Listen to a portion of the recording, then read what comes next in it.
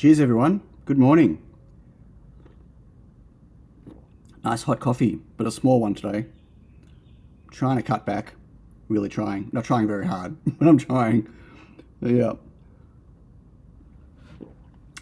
How's everyone doing? I hope everyone has watched Steve's new video, SDG Electronics. Here's the link for those of you that haven't. How's that? I've not watched it yet, but it only came out a few hours ago, so yeah, actually, here it is. So what is it? Copper core PCB with a tiny 1.4mm Luxion Rubik's LEDs. Okay, I'm assuming they're super high power LEDs. Wow, that looks really cool, that top one. The array of whatever is inside that, or could just be a reflection, I don't know. 10 seconds of RMP in it. Cool, okay. Did you manage to reflow with it? I failed on the stencil thing. Oh no. Yeah, they've done that a few times to me actually. I specify the stencil thickness, but they end up making they choose their own based on the component size. Very frustrating when they do that, especially when it, in your case, it probably under pasted maybe, but for me it sucks when they do that and I get over pasted pads. Real pain in the backside. No, they can't do clickable options. I think their engineers would ignore them anyway. Maybe, I don't know. So how is everyone? You'll have a good week. I've had a kind of an up and down week. It's we had really hot weather here. Like the other night, it was 33 degrees at like 11 o'clock at night, 11:30 at night when I was trying to sleep. So I've had really bad sleeping, which has been frustrating. So I've been walking around like a zombie during the day at work. JLC, to give them credit, they have been improving their ordering system and their options and stuff. But yeah, there are still lots of things they should be doing, like selecting the orientation of the stencil. I mentioned many streams ago that I had that argument with them where they changed the orientation of my design based on some hidden rules that are 5 layers deep in their specifications. And of course I couldn't use the stencil because it went into the machine the wrong way, and I couldn't, the way the panel was set up, I couldn't turn it 90 degrees. So yeah, it's just stuff like that. Like, you should be able to specify, you know, they tell you, put it in the description. Like, if you don't want them to change their orientation, specify in the description. If you want a particular size, thickness, specify in the description. And then they just ignore what's in there. And then when you say to them, why don't you ignore it? Oh, sorry, the engineer that was working on it doesn't speak very good English. Well, like, they should have an auto-translate where you, maybe that's what I should do. Next time I'll put it in English and I'll Google translate it and put it there in Chinese as well. Although I can't verify the Chinese will be correct. Hey Ian, how you doing? My 3D printer and laser cutter have been running all day. Really? You better go catch them. Oh, that was a terrible joke. Hope you've been doing fume extraction. What are you making? Yeah, what are you making, Ian? Okay, so let's have a quick hello to people in the chat, and then I'm going to give you an update on some stuff, and then some PCB design. Jeremy, good morning. First today. Woohoo. Adam, hello. Still sick, cough, cough. Last time I was on antibiotics for like a chesty infection, it took way more than a week to bounce back. It was still lingering for like 2 or 3 weeks afterwards, so hope it happens quickly for you. Mr. Who, hello. Alan Matson, hi. Christian Verson, Antonio, Intimate Tech, hello. We're doing Inception PCB design. Yumbo Prime, hi. Graham, hello. Dave Paul Jones, hi. What? Yippee-ki-yay. Hal 9000 says hello to the always forgotten Sion. Hello, Sion. Just waving to myself. There you go. Steve, hi. I did update my firmware, by the way. They are still refusing to send me updated firmware. But I did update what you put on there. I haven't done much testing with it yet, though. Dave Hines, I say hi, Dave. Maybe I did. I don't know. But hello. Beata, hello.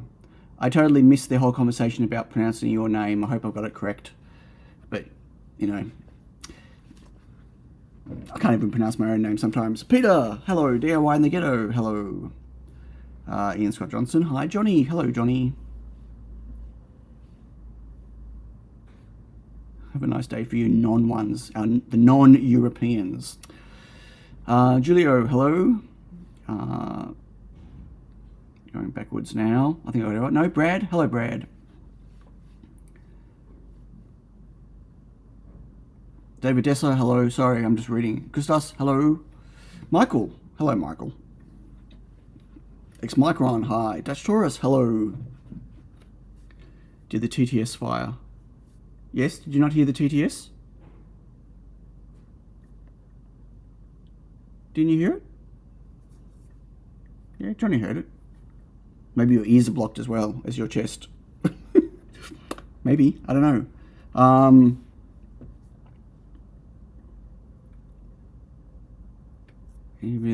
My first and only 3D printer.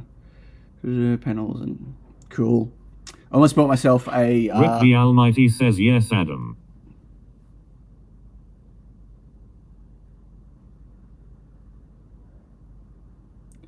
So you're listening to Sam at Look Mum No Computer while you're just watching me go like that.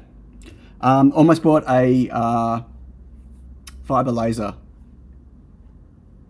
the other day. I still might. Yeah, we'll go into that another day. We'll talk about that another day. Hal 9000 says yes, boss. Okay, so quick updates on some stuff. Ooh, light. Aziz, light. Wow. Okay, so I can do a cliffhanger like that. I'll talk about it. I will. Maybe shortly, maybe now, like as in, but let me do this first. So this is my new test jig. This is running on a Pi 5. This is the reduced size. Can I get both of them in? Hang on, I'll get the, so this is the, I might have to pull the cable out. I don't think I can fit them both in camera. I don't want to mess around with lifting the, I can lift the camera up a little bit. Hang on. Sorry, motion sickness, everyone. Motion sickness. And refocus in a second. I should make a motor mover. Anyway, I should have just pulled this out. Let me just pull this cable out. We'll talk about that cable in a second. So this is the old design. I know it doesn't look much different in size, but it is quite a lot. So it's been reduced that much in size. It's more compact. And although the top PCB, like the test jig PCB, which is here, sits slightly higher than this one, the actual this section here that holds the clamp sits lower. Slotterbot first says sorry, I forgot to make it say farts. It's okay, we'll forgive you just this once.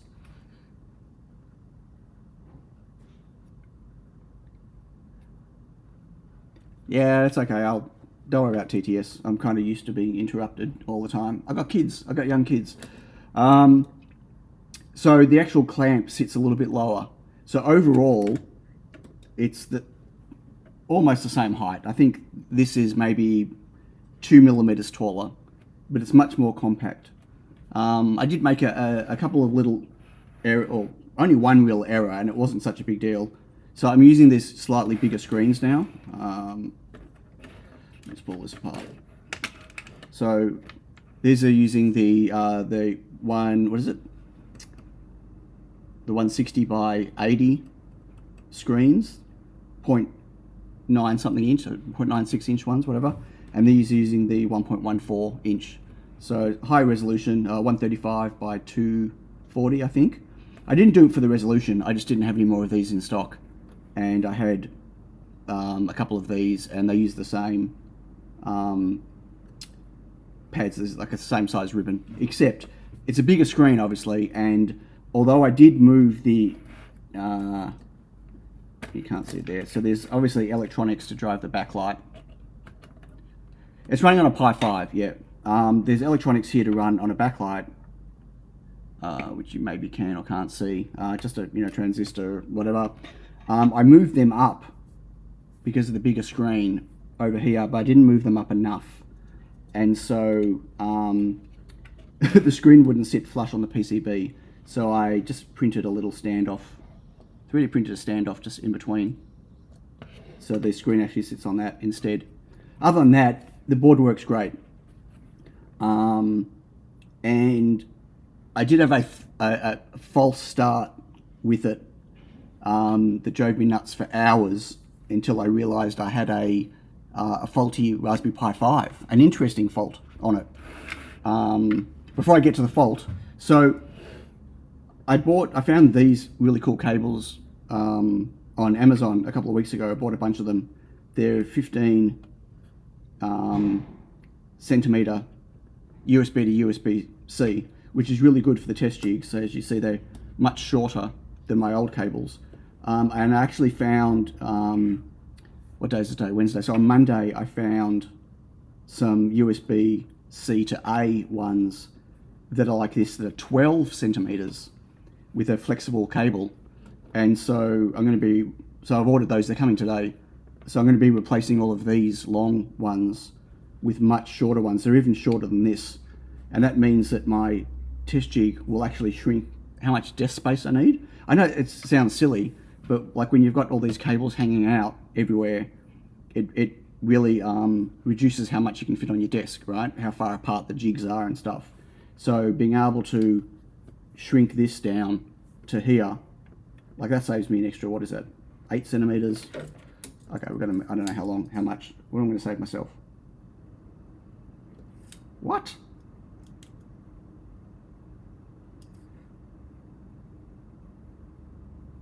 Okay, yeah, like 5 or 6 centimeters I'm going to save myself. So all in all, it's been really good. And the power button, the cable for power goes there and it just hangs out the side, and the battery fits underneath, and so it's quite compact. So I'm very happy with it. I have actually modified, I've got a new version of the board. I haven't sent it off for fabbing, that fixes this screen position. But other than that, it's good. Like I'm really happy with the results. So it's running a Pi 5, and I had I've got 3 Pi 5s, 4 gig model and 1 8, which is for Otis, whatever. And so I put it all together, and I do a ground connection, a ground short connection to detect if there's a PCB here. So when I grab a board, I don't have a board. So it's not on right now, but obviously, but for argument's sake, it can detect that there's no board currently connected. And as soon as I put a board in, like this, it detects that there's a board there. And it won't let me start a test unless there's a board there. And I do that by there's 2 ground connections on all the boards. And so on one of them, I have it not connected to the overall ground, and it's pulled up. And then the other one obviously is connected, and so when I put this down, it then connects the two grounds together, which brings it low. And so I do a check on eBay. No, I've found cables. I found really good ones. I don't know what that one is. Can you send the link? Oh, I'll have a look. Wait. eBay.com.au. Using a product code like that doesn't work across countries. Oh, maybe that one does. Yeah, they're too long, I think. They're way too long. I need really short ones. Like the ones I'm getting at 12 centimeters.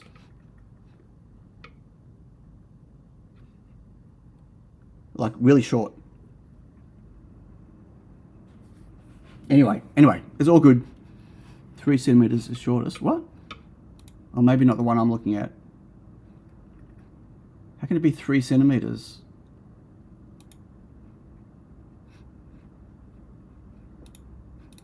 Cable length. I'd like to see it. Well, okay, I can't do 3 centimeters. 10, 15. Oh, I just realized you can't see what I'm looking at. Sorry, hang on. How can it be 3 centimeters?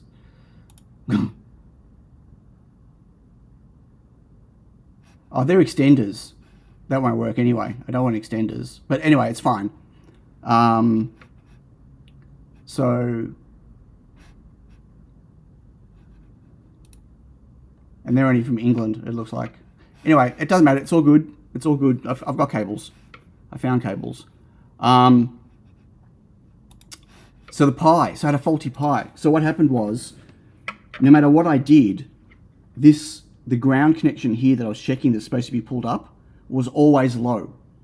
It didn't matter what I did. If I went in and I actually set it using pin control and initialized it as an input, automatically pulled up with an internal 50k pull up. I actually put a 2.2k pull up on this. Like I reduced it all the way down to that. Started off at 10k, went to 2.2k. No matter what I did, it would not pull that pin up. The pin is busted on that Pi, on the RP1 chip, for some reason. Like I tested it on all my other Pis and it worked perfectly, but that one particular Pi has got a dead I/O already. So I've sent it back to Core Electronics. They've agreed to switch it over, which is great, because I'm using every single I/O on the header. So there's just no other way I can do detection. And without detection, it won't let me choose any of the menu options because it thinks there's a board there. And while there's a board there, you can't change anything other than start or stop flashing. So that was fun. But that's all been sorted now. And yeah, it's working really well.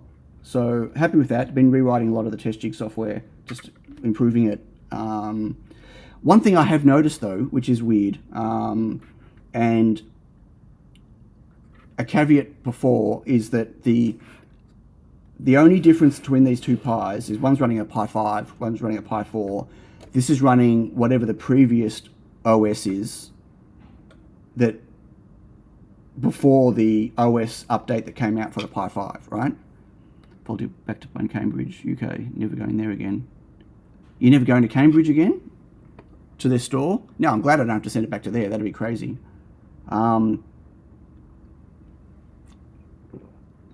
But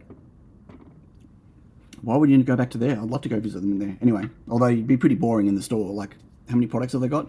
Like, you'd see everything in 5 minutes. Anyway, so the only difference is this is running a slightly older OS version, right? But other than that, they're both running the same code, the same everything else. And the Raspberry Pi 5 is slower than the Pi 4 in all of the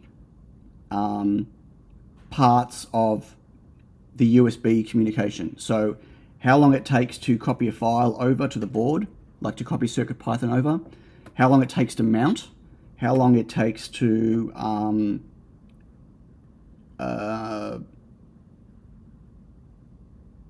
yeah, they were the two, copying and mounting, right. And it's quite significant. It's like 7 seconds slower. USB wasn't glitching on the Pi 5. What?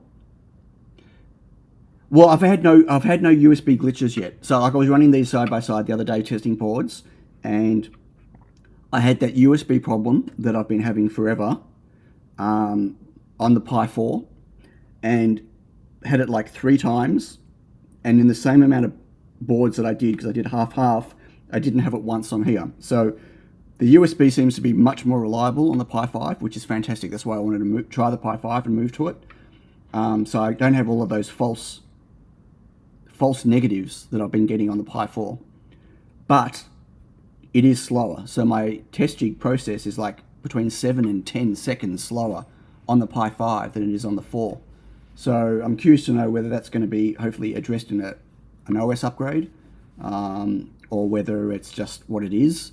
I remember hearing, like watching a video of the Eben and the other guys who worked on the RP1 and everything, talking about it, how they seem that they were suggesting that the USB implementation in their RP1 is much faster and more stable than what was on the chipset on the Pi 4.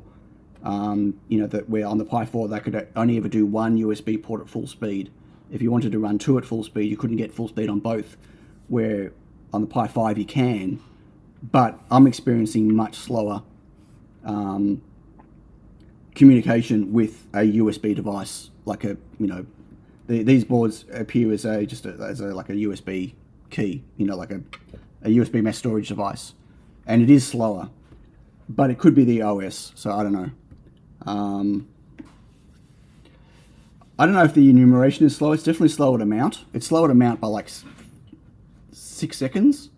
It's slower to copy by like 7 or 8 seconds. Copy the file over. Like we're talking like 20 seconds to copy over here, like the CircuitPython image on a Feather S3, and 27 seconds to copy over here. So so just overall USB seems slower. So if it's 100% stable and slower, I'd prefer that than not stable, but I'd prefer the same speed or faster and stable.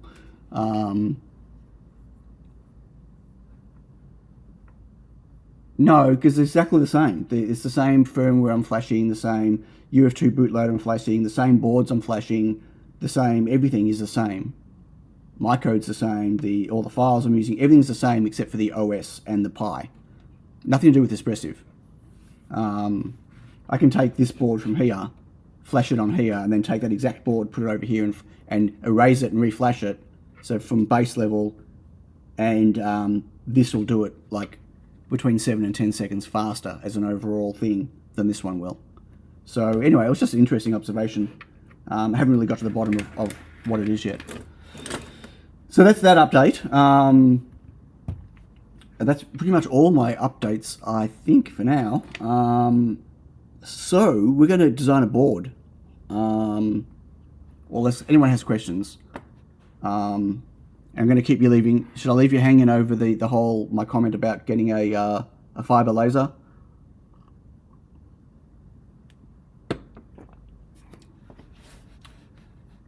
I'll explain to you why. Let me I gotta find. So there's a bunch of lasers that have come out, laser markers, that I'm interested. They're super expensive, so okay, yes and no. Hang on, I need to find. Let me find a.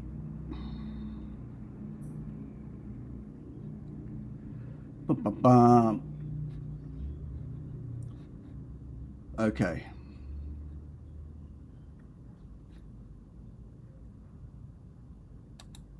Don't start playing. The drill. Oh, straight to an ad. Okay, hang on a second. Let me just get past this ad. So I was watching a video on Electro Noob's website the other day, YouTube, and let me just go over to here. I wasn't overly interested in the topic specifically, but it's basically this one. Just post it in here. And what was interesting is he's using a fiber laser, a new fiber laser he's got to make PCBs. And I don't care about, oh my gosh. Won't be a moment. I'm just making him some money. For me, I'm not interested in making the PCBs, but the fiber laser he's using was able to cut through the FR4, which is something that's actually quite hard to do. Generally the wavelength of the laser in most of the fiber lasers are not the right wavelength to, you might be able to mark slightly FR4, the copper on FR4. Yeah, it was interesting, that it was sponsored by, but to cut through them, like, there aren't many that you can buy that do that. But he was able to cut through it, although he had to go around it 15 times or something, which is pretty crazy. And you never really got to see if there was any damage to the edges of the board in doing it. But it got me looking at these particular lasers, and he doesn't even mention the laser he's using, doesn't even link to it, which is really interesting. I'm pretty sure he didn't buy the laser. So I don't know what happens with the whole affiliate thing on it. Anyway, but so I started looking up the lasers just by there was a shot where the laser was behind him, and I got to see the name here, and there was a name on it. So it's corn marker, which I know was a com marker. Hang on, see if I can find com marker. So I started looking at the lasers and looking at other videos. I haven't seen Marco Reps on YouTube. Hello again. Oh, absolutely. Hey, Eric. Yeah. No, it's but there's something specific I want it for.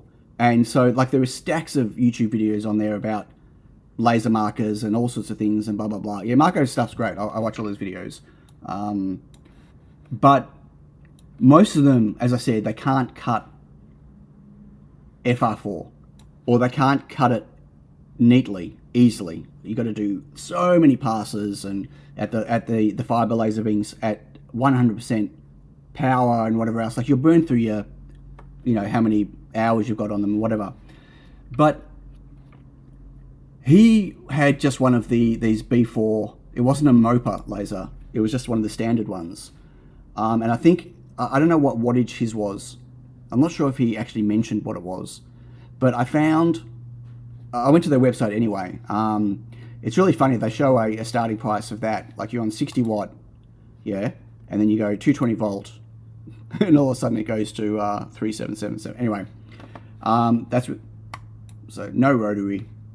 I'm actually interested in the 100 watt one. Unfortunately, that jumps up massively in price, and this is for the non-MOPA. But anyway, the thing with it is, this is able to cut through FR4. And their MOPA version... Cian, Chad has disconnected. Really? Okay, back up. Their MOPA version, which uses a slightly different technique for the lasers, which are also even more expensive. Okay, interesting. It's the same price. I was looking at the 60s before. This thing can cut FR4. So I've always wanted to find a solution for separating my boards without mechanically touching them. So right now I separate them and I sand the edges and then have to clean them. A proper laser depaneling, many of you will remember all my chats about this ages ago.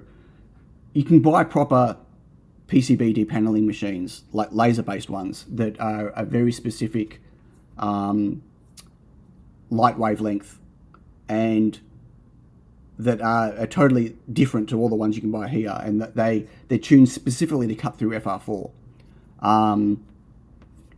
And those things, they start at $95,000 US for these machines. And these are not even machines that go on a line, they're just standalone, right?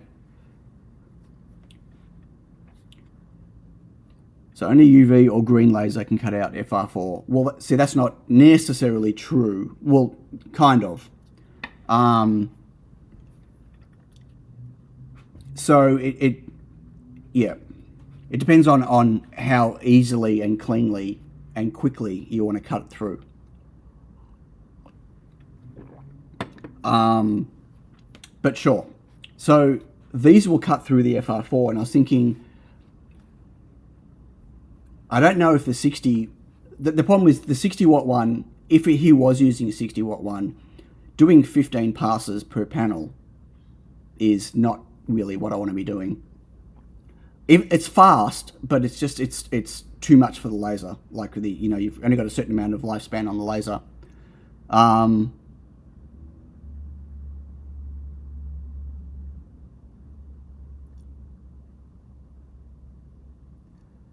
Well, you can't get a flatbed laser cutter to do it. Like you can't cut FR4 with a CO2 laser, and you can't cut FR4 with a diode laser.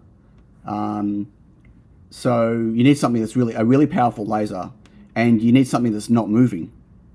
So you need to be able to have the PCB be perfectly still, have no movement anywhere on the unit.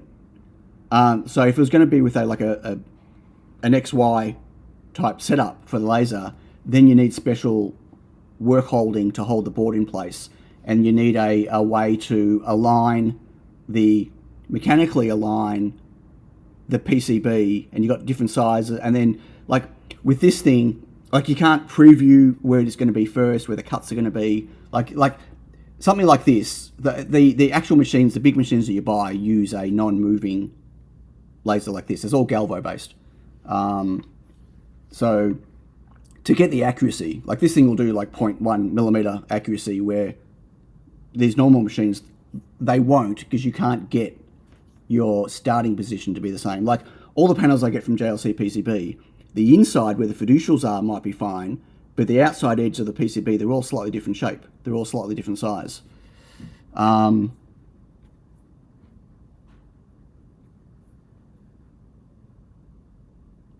It is toxic, absolutely, but so's sanding FR4, right? And the difference is you can stick a huge, massive exhaust fan next to this, like right next to it, sucking all of the shit out, and it's not going to interfere with the laser, right? I mean, I've built myself a pretty intense sanding booth where I clean all my board edges downstairs with huge extraction, and it's getting rid of 80% of the FR4 dust, but there's still dust left over.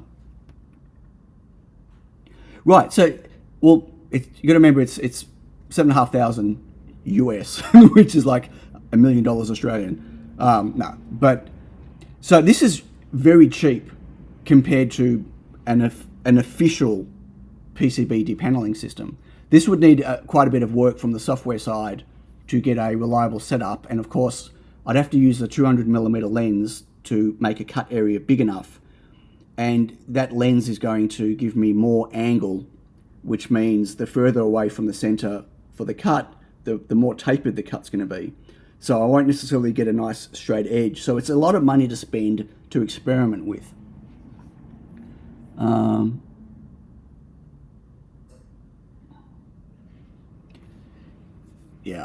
So the thing is, I'm not actively out there looking for lasers to do this thing. That's the thing, right?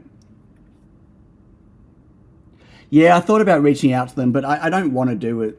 Yeah, I'm not necessarily sure I want to do any type of sponsorship thing. I don't know. Whatever. Maybe, maybe not. It's something I've been looking at, but it's if I can find a way to no contact, like if I can stick a panel down, hit a button, and 2 minutes later, 3 minutes later, the boards are separated, and I can just pull them off. That's great. You know what I mean? And the other thing I could do is I could always do a vacuum bed work holding on it that's fixed, that can suck.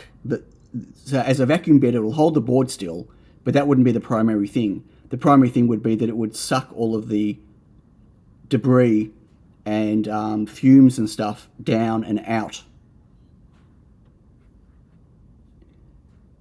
Yeah, I don't need a 2 kilowatt fiber laser.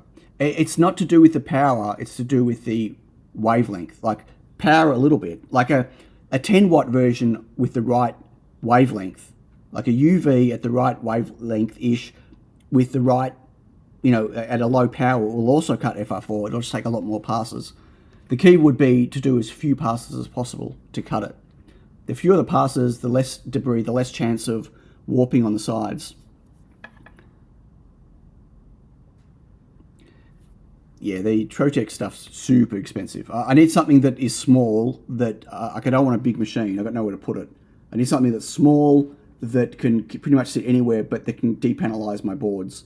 And you've got to remember, he was cutting a whole shape out, right, to get the board out. For me, I'm just cutting, like with my Reflow Master Pros, let me go get a panel, right?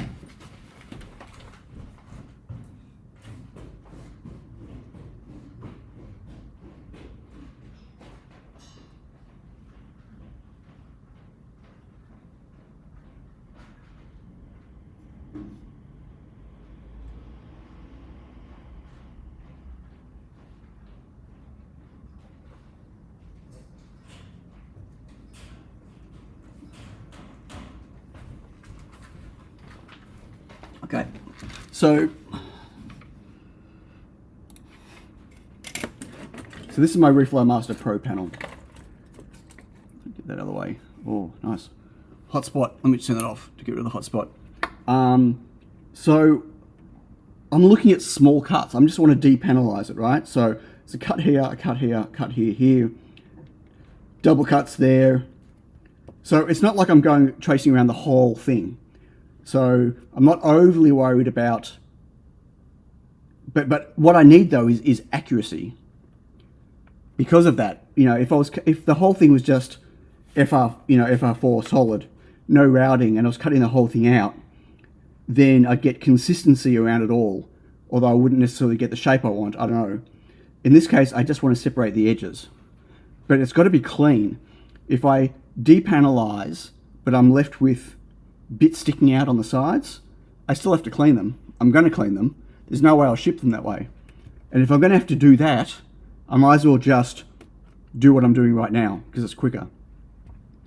So it's cheap for a machine that could possibly do it, but it's a lot of money for something that if it doesn't do it 100% perfect, I won't use it at all, right? So it's a tricky thing. I'd like to be able to do a no contact, I'd like to be able to just walk up, stick a panel in, right? Have it like pre-configured on the side, make sure that the file is loaded, and then hit a button, and then, a minute later, 2 minutes later, I can just walk up and pull the boards away. If it's a time and health, it's really worth investigating. It is worth investigating. I've been looking for this. I've spoken to quite a few companies in China trying to track down a unit, something like this, but that had their specific laser that I needed, the right color and wavelength, but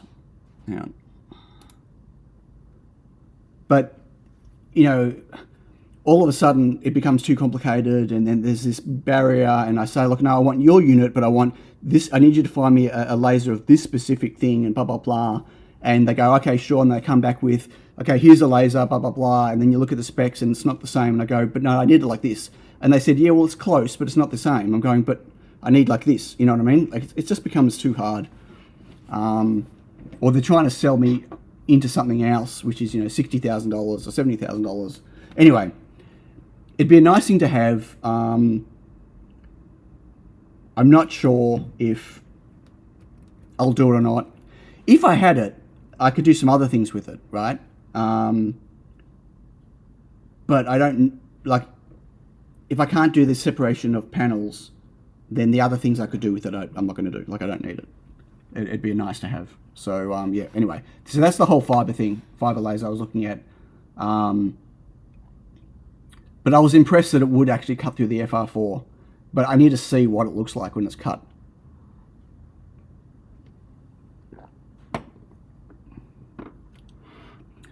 Well, there's a lot of videos out there, Steve, of people using different types of fiber lasers.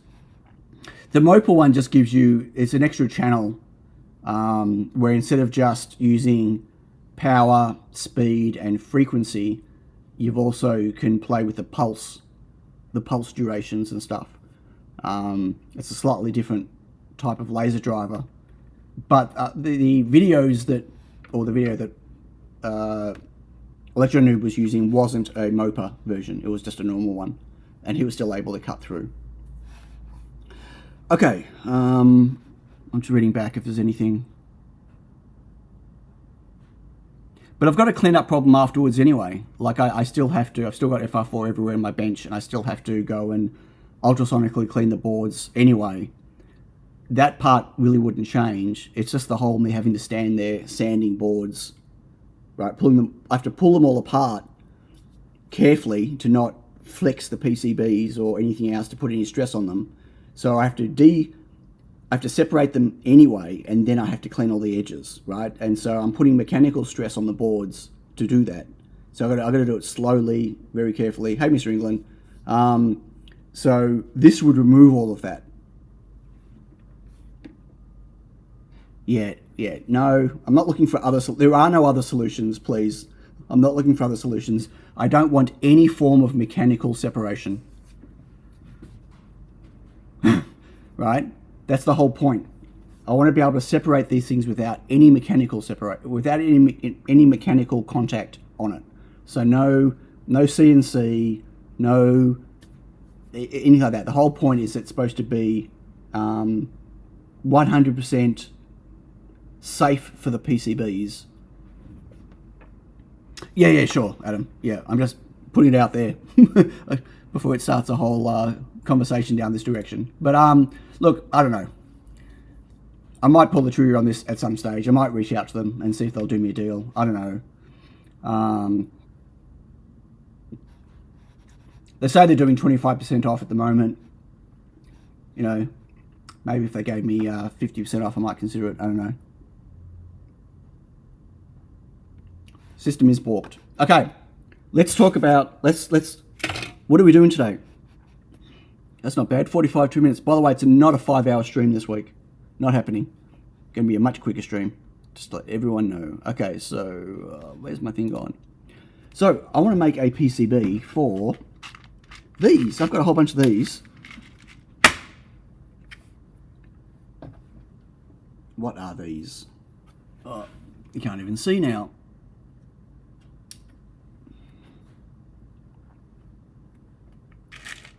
These are little 5-way nav buttons I bought ages ago. Oops, not on camera. So these are up, down, left, right, and push button.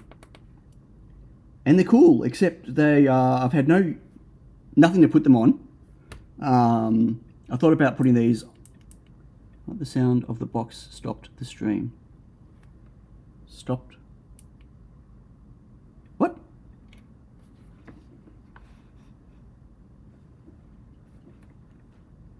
Okay. It looks, I can't see any issues with the stream. Anyone else having problems with the stream? That's okay. Anyway, I've got a whole bunch of them. I found them on LCSC ages ago, and so I thought I'm going to make a little module for them, an I2C module. So I'm going to make a little, you know, like a little I2C things that you see, you know, Adafruit sell and everyone else make and sell. And do I have one lying around? Surely I must have a little I2C module lying around somewhere. Maybe not. You know, the stemma QT connector in and out, whatever. I'm going to make one of those for this with an AT-Tiny on it, because I've got a stack of those as well. And program the AT-Tiny to be an I2C slave, and to be able to plug this in as an I2C device and read the button. So that is what we're doing finally today, after all of that other stuff. So I started putting together a schematic. I have not done any work on not done any work at all on the PCB layout. In fact, I've not even created a PCB yet. And I'm doing this in 8, Calculate 8, which I've downloaded whatever the nightly was this morning when I got into work. Yeah, I'm trying to do a John Oxer. Sorry, John. Anyway, so I've got a tiny 1606. Why 1606? I don't need one, but I've got a stack of them here. So, got 1606. I've got a couple of resistor networks here, which I'm going to change.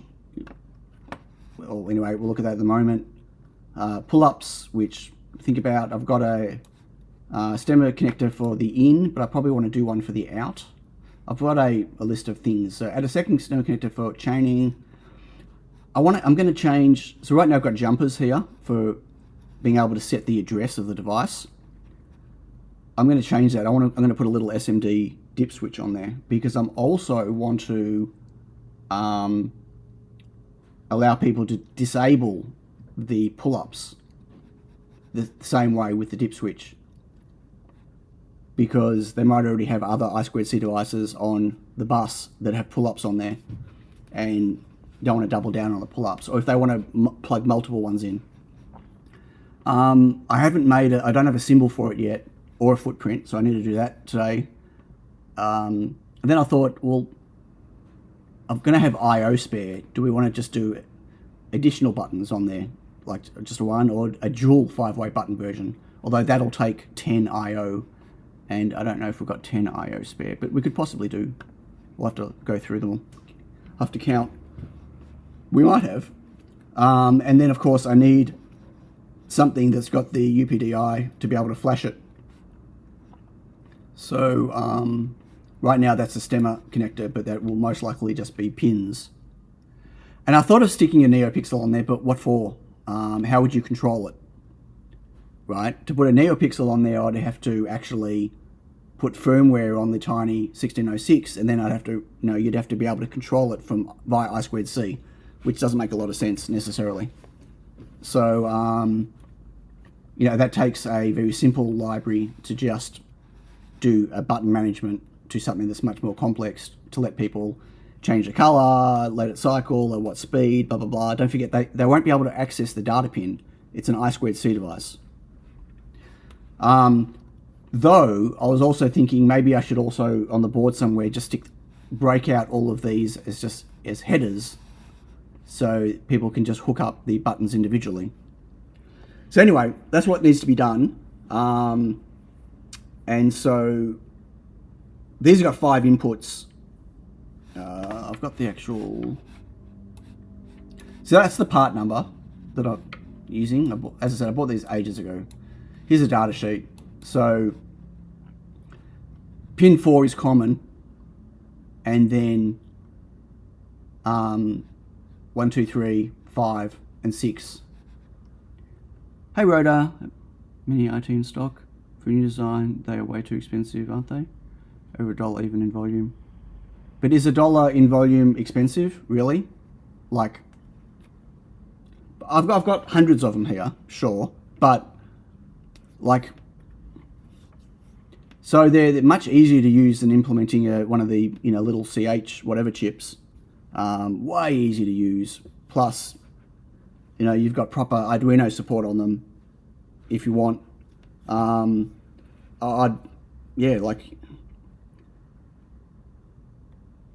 $1 on a module. Like, it's not like I'll be producing 10,000 of them. I'll be lucky if I make more than one prototype for me. If I do end up making these and putting them in my store, they're not going to be a big seller. So I'm not sure it really matters much. So I need to do the footprint and I need to do the symbol. So common is 4. So I'm just grabbing this SP3T switch, and I'm just going to extend that or redo that.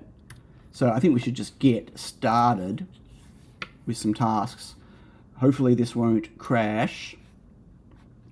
So that actually needs to be number 4, because that's the pin name. common. And so we need 1, 2, 3, 5, and 6.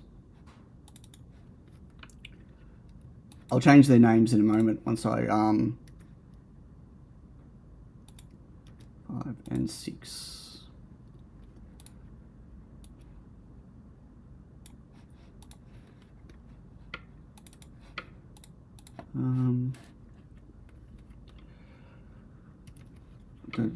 Maybe we should just call it 5-way.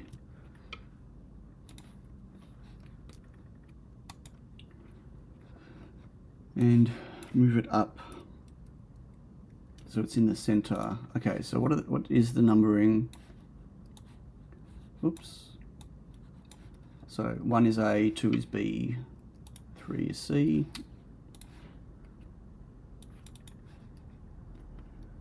A, 2 is B, 3 is C, assuming 5 is D, yep, and 6 is center.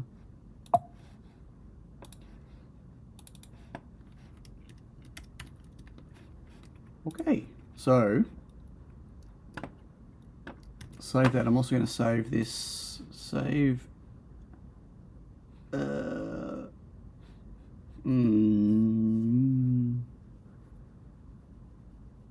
no, I won't right now. I don't know where I'm going to put it. Yeah.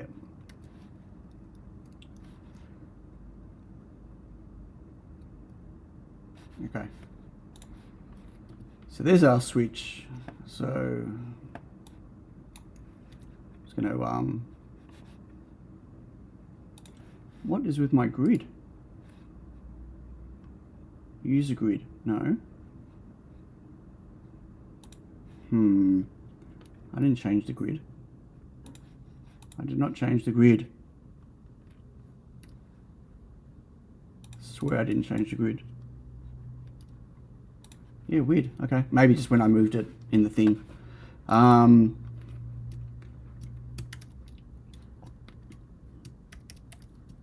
Button A.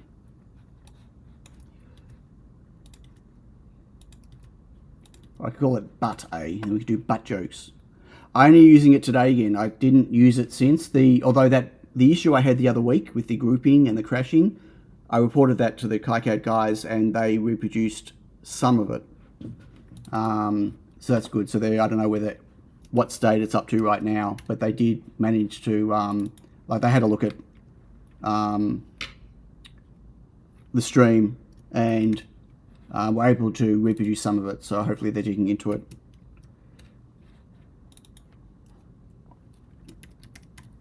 Button center. See? Now let's start making some butt jokes.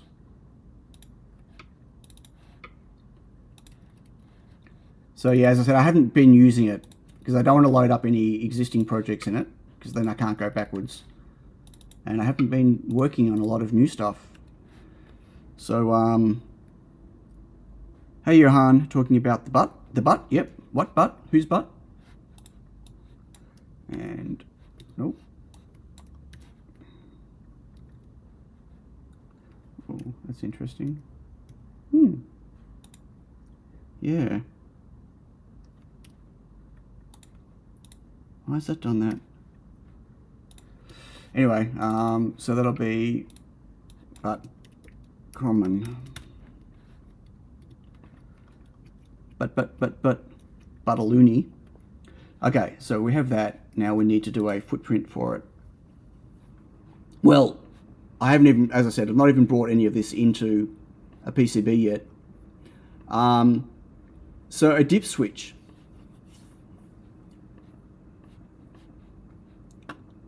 I think a dip switch is nicer than doing solder jumpers, especially for the address. So this will have a default software address in the firmware, right? Button instead of button. Yeah, that's true. It should be button, shouldn't it? Okay. So maybe I didn't think any of this through. Is that better?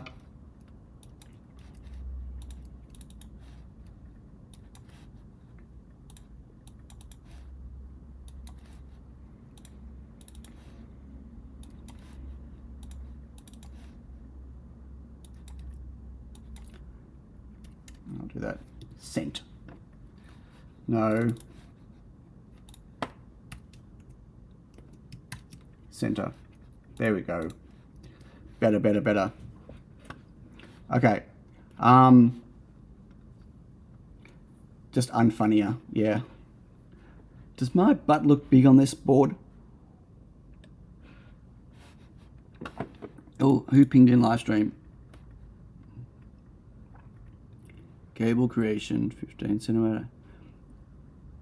Michael, yeah, that's 50. I've got 12 centimeter ones though. That's what I'm saying. I found even shorter. I've got both coming. I got 15 centimeter ones like this coming, A to C, exactly the same, and I've got some 12 centimeter ones coming. So I'll try them both. Either way, it's going to be smaller.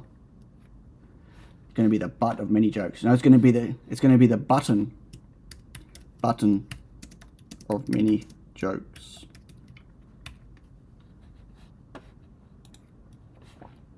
Okay, anyway, so Core Electronics put dip switches on their boards. So if you go to their Pico dev boards, a lot of their Pico dev boards will have, not all of them, but a lot of them have dip switches on them. Big dip switches. Bit bigger than I want to use. So like here. And dip switches aren't necessarily cheap.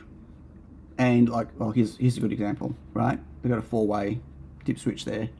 I mean, that looks big, but maybe it's not.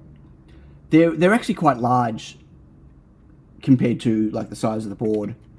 But it's definitely more convenient to use that than it is solder jumpers. So I think I like the idea. Oh, why is that over there? So I go dip. So switch dip. So the question is how many channels? So I want to be able to turn on and off the pull-ups. So that's 2. Well, that could actually be 1, couldn't it? Because I could just turn on and off the 3.3 volt side. So that would leave 3 for the address, where I could set the address. So, as I said, the software default, let's say that this is address 30. And the idea is that with the solder jumpers, you could then choose, make it 31, 32. Like, you got, with those 3 bits there, you've got 9 options for addresses to ensure that you don't get a conflicting address. Deployment time. Where are you deploying to, Johnny? I don't know if it does, but they're too weak. Like, you can't use internal pull-ups for I2C.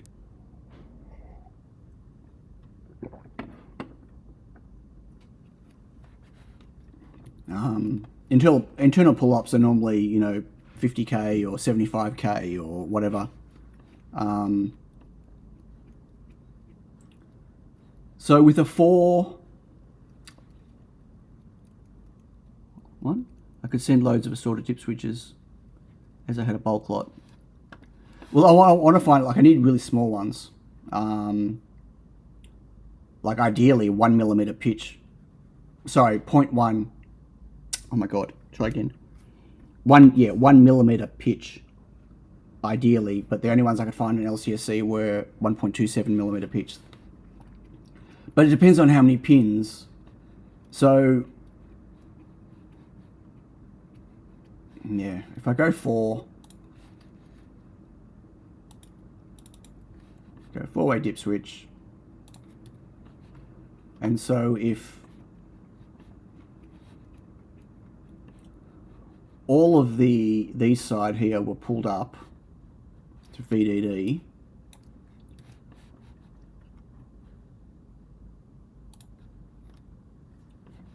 then, so I'm using 5, 6, 7, I should probably use, I might change these. So let's get rid of these solder jumpers.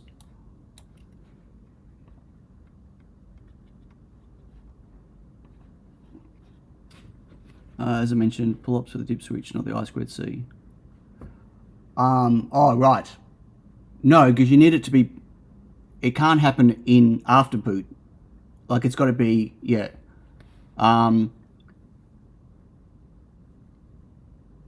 Like to be able to talk to the device, it needs to know its address and the, yeah, you don't know. If you have enough spare I/O with the MCU control, the pull-ups, like a resistor between I/O 0.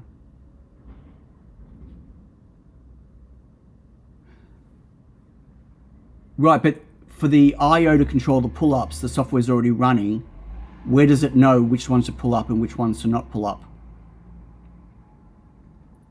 You'd have to store it in EEPROM and then load it from EEPROM potentially. Like, I much prefer a hardware, like not doing it software. A 12-way here, but 50 millimeters long. Wow. Yeah, like just a dip switch is like letting people mechanically set it, I think is much better.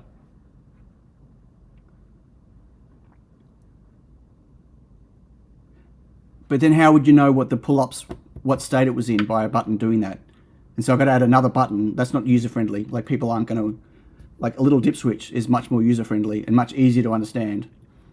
In my opinion. Oops, did I not?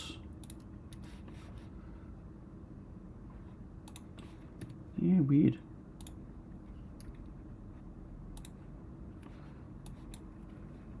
Hey Luke.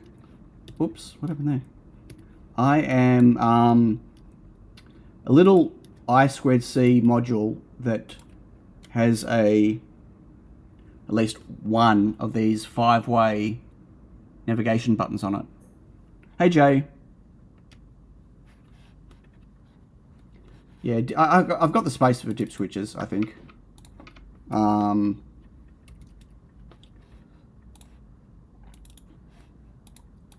5 pair 6, and then I2C pull.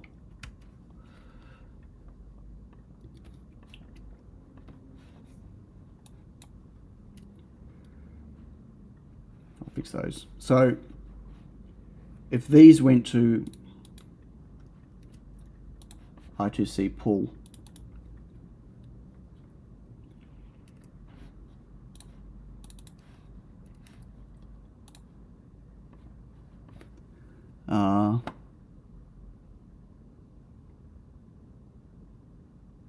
yeah, no, I need a little one. I found ones that are like 5 or like 5 by 6.6, I think. So yeah, that's kind of what I'm looking for. Yeah, no, that's okay. Thanks, Adam, but I'm good.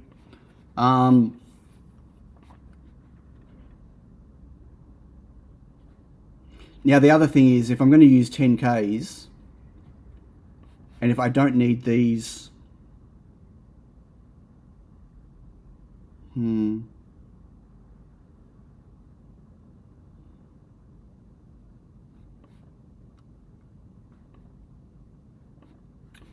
right, they're going to have to go down or up.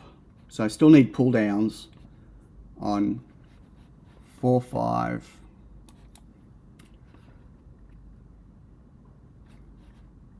Yeah, something is this. I did actually make this in 7, loading it in 8, and now my grid is not compatible. But it was in 7. So if you just grab it and move it, and it'll snap, and then everything will be on the grid again. Maybe I've got a weird grid on my file in 7.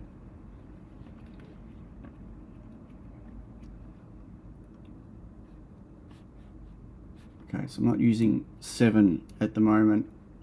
So if these are all pulled down to a 10K, and then this, you'd want the pull-ups to be floating. It's a pity I don't have a 5-way resistor. That'd be so much easier. And I need pull downs. Okay, so question for everyone. Question. I normally have, like if I'm adding a button to a project, I normally have it pulled low by default. And when you press it, it goes high. I just see a tiny digit where I suggested a button for setting the address, brightness, and and using the digit itself. Right, that works when you've got a display, but I don't have a display on here, so the user won't know what it is.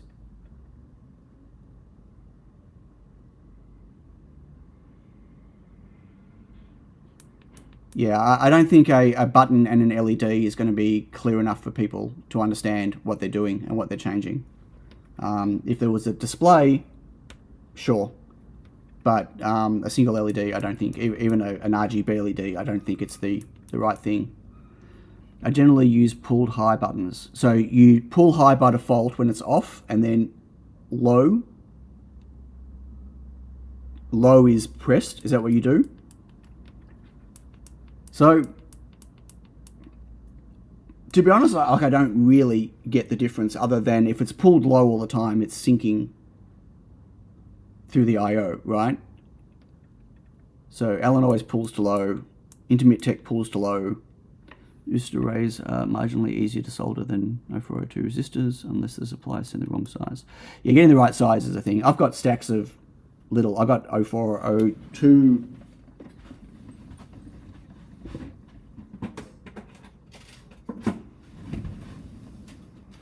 I mean, I'm going to use these. I'm not too worried about space. So these are actually 4 resistor networks, each one. So yeah, they're tiny. Tiny. Like that's only that's around the size of an 0603 resistor. I think I pull low on because the default is to pull high. I usually buttons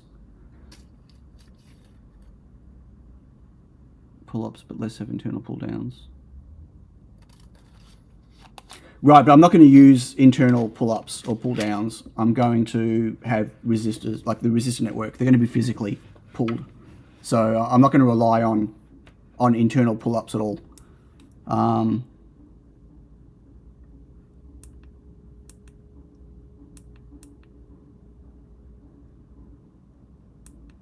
Yeah, Jay, it won't make any difference to layout.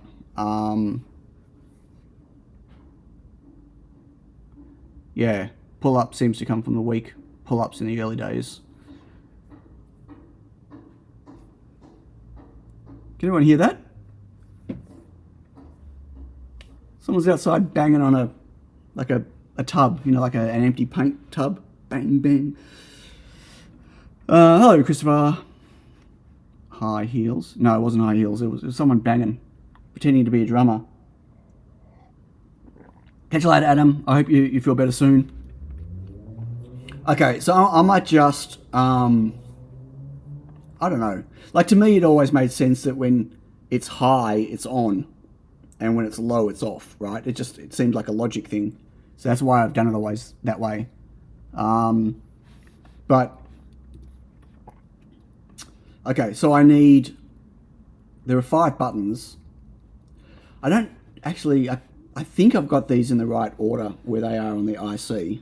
I'd have to really check. And the only way I can check is to actually stick this in a PCB. So, whoa. That was weird. Okay. No, that's also weird. What is going on? My OBS just went nuts. Okay, so I'm going to, let's just get all this into a PCB. Also, traditionally a low would be active on interrupt lines and outgoing select lines. Right, but on modern hardware now, you can choose high or low or change or whatever, right? I mean, there's a scenario with a very long cable on there with pull high, fluctuation will be much less important. Right.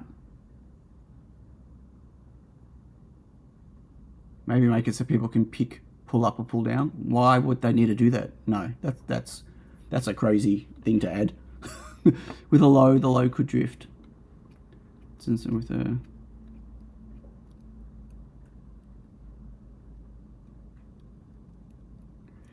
pull high. Okay, that's cool. I mean, either way, it really doesn't worry me. I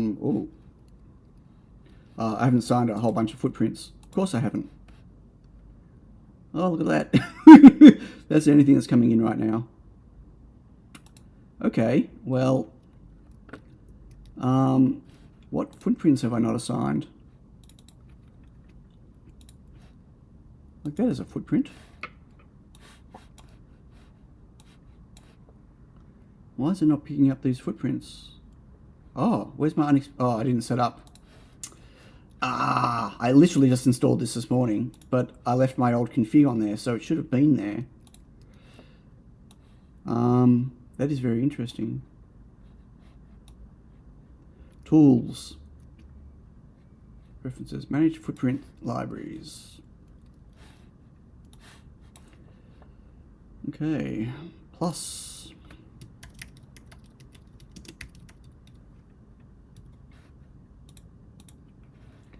KiCad. Libraries. Unexpected maker. Okay.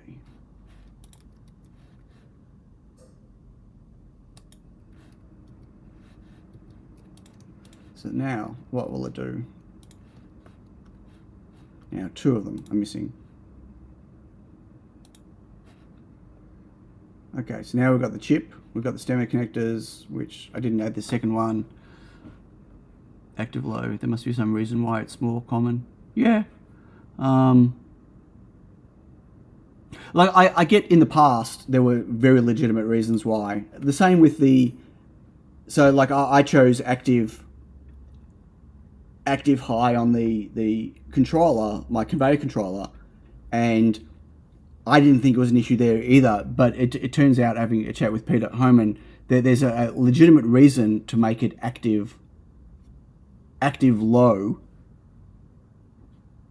on the conveyor controller, because active low would also be the same as, well, yeah, like, sorry, not active low, but not touching is high, because if not high is touching, open circuit would also be the same. And so if like you ripped a cable by accident, it would trigger a limit switch and it would stop. Where the way I've got it right now, when it's expecting to go high when it touches, if I pull a cable, then the limits would never work, right? Sorry, yeah, I'm talking about closed and open. Yeah, but it's just, yes. Closed and open on the limit switch, but that's basically simulating high or open, right? So it didn't occur to me that in a situation where if there was something wrong with the limit cabling or the limit switch died or whatever, that the way I've got it wired right now, it would never ever activate a limit thing and I could damage the steppers and whatever. Where if I did it the other way around, it would have to be working for the limits to not be triggered. It'd have to be fine for the limits to not be triggered. And if anything went wrong, then it would stop the steppers from moving. Does that make sense? So I get it in that scenario, and I get it with the older hardware where whatever, but like with today's technology, I didn't think it would have mattered that much, but I'm happy to do them active low. That's fine. So are these in the right order? That's what I wanted to check. So PA, ground, VDD, P4, 5, 6. Okay, they are. So we did have a discussion before, but not in the scenario of what happens if there's a mechanical fault. Like that came up in my Discord afterwards. So, like, I other than that mechanical fault thing, I still couldn't really see a difference between using either direction, either way. And I don't think there is much of a difference either way, other than the way I've got it right now is not fault tolerant, where the other way would be. So that was something that I just hadn't considered. Okay, so these are grouped together. So I've got 4, 5, 6, 7. That's a PA, and then PB 5, 4. PB3 is used as a TX, so I want to leave that, and then 2. So 1, 2, 3, 4, 5, 6, 7, and then I go all the way there. So I was hoping to be able to group things together, but 2 and 3 is here, so I could do 1, 2, 3, and 4, 5, 6, 7, and PB5. Okay. Rather than just having traces jump everywhere, I just wanted to have things kind of close to where they might be for the resistor networks, so I don't have to just jump layers, whatever. Obviously, it's just going to be a 2-layer board.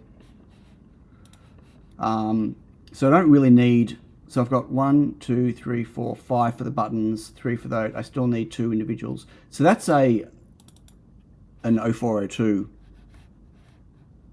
resistor.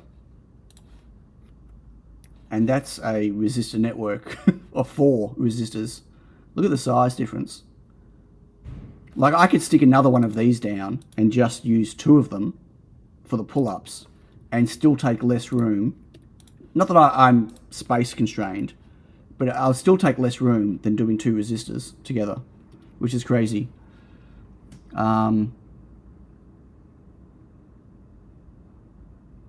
Okay, I might have missed that, Jay. You got to remember there's a lot of discussion going past in the stream, so I don't necessarily catch every single comment.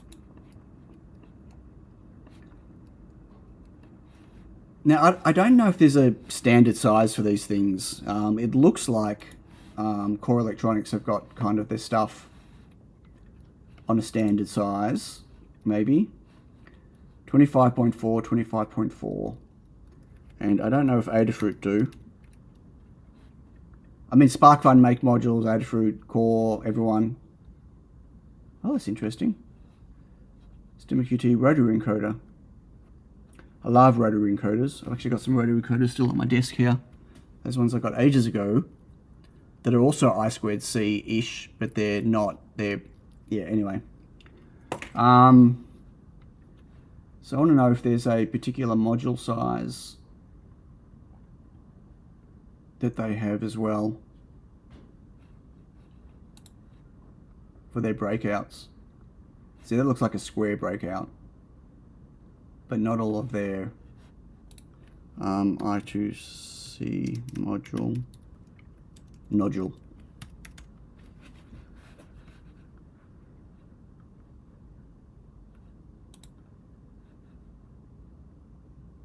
Okay, maybe searching for that is not. See, they've got, you know, this kind of longer size. That's what I thought they normally do, kind of like that. I don't know what the dimensions are.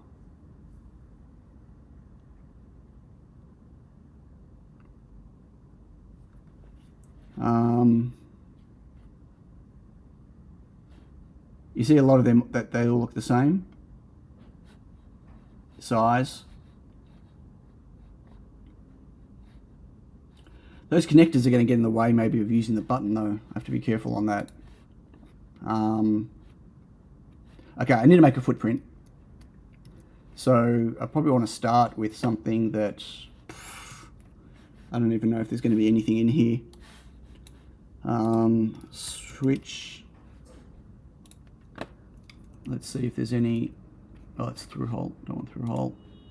Surface mount. Are there any? I mean, I can start with just those 6 pins. I'm curious to know if there's any layout. Ooh, what are these?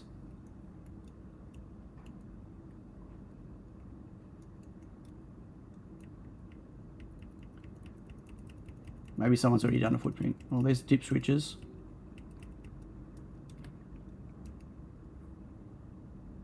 Dip switches must be red. Yeah, I don't think that's going to happen. Sorry to say. They're going to be whatever I can get.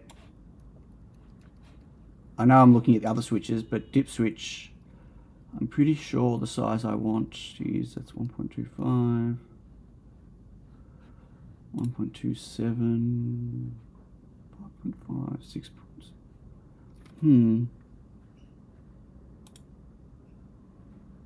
I think it's that one. J. Rogozinski says inductive absolute rotary encoder. Inductive absolute rotary encoder. Okay, well that could be another module. See, look at the size of the dip switch.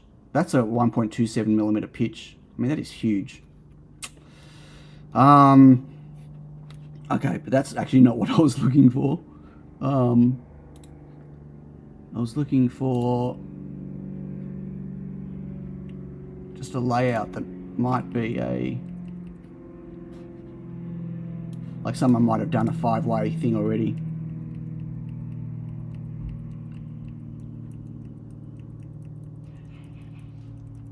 Like, I can't tell because these are all using product codes rather than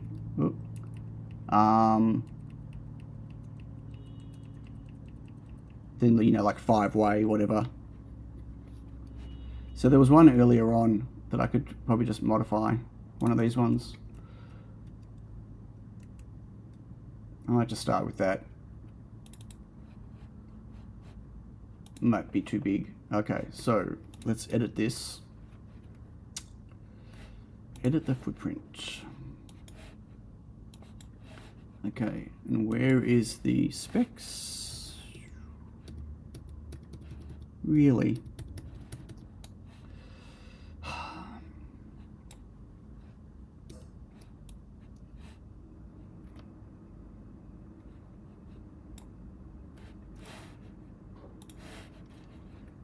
Okay, data sheet. So, can everyone see this? It's that section here.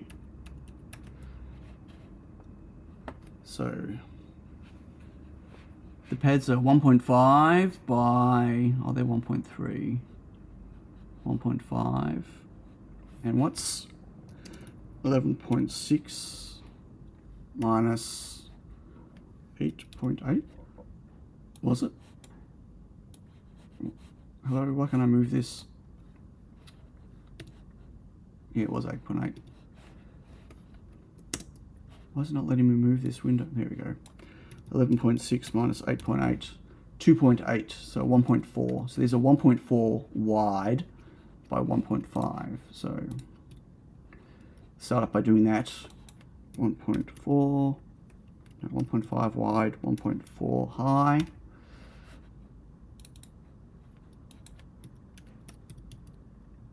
Oh, that was 1.3, those ones, weren't they? Oh, the other angle. Oh, that's rotated. Let's rotate that. Let's fix that. The other ones are rotated. Why is that 0? 0. Why is the C sideways? Oh, the height is 1.3. Isn't that what I did? No. 1.4, 1.3. Okay. And that's 1.4, 1.5. I think I got those wrong. 1.4, 1.5. What? Oh, hey Bruce. For example, someone selling I2C tiny boards. Electric dollar store. Whatever 24.2 is. Congrats. What?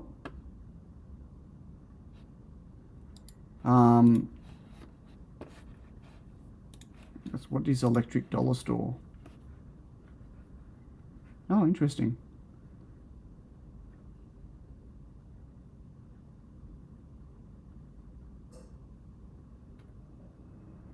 I've not seen this before. So who is this? And selling very low price. Yeah, great. The US circuit was made in China, Tower Designs, and we test package and shit. Okay. $1 for a cable. Nice.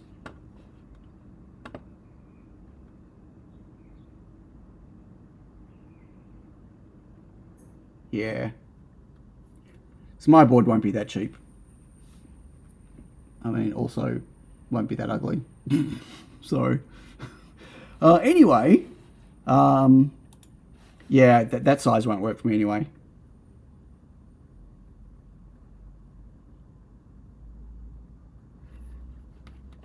Okay, I gotta keep doing this. Let me just keep finishing this. 1.4, 1.5,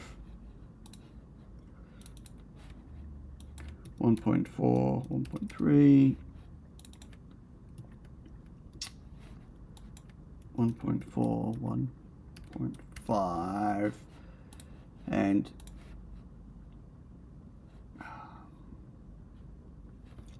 so 4.4 plus 1.4, 1.7, 4.4, 8.7, 5.1. So that should be negative 5.1. Is that right? That seems big. So if the center is 0, that'd be 4.4 that way, and then half of that, and that's 1.4, so 0.7. Right, 5.1. Okay, it is. And the center, oh God, I hate these measurements. How am I supposed to know from the center? 6.5. So 6.5, that'll be 3.25 and 0.75. 3.25 plus 0.75 is 4.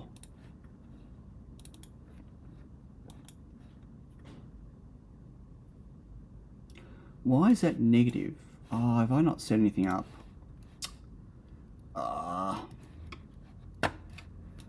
As I said, brand new KiCad, but it didn't bring in my 7.0 settings. So for instance, origin and axis, increase down, that should be increase up.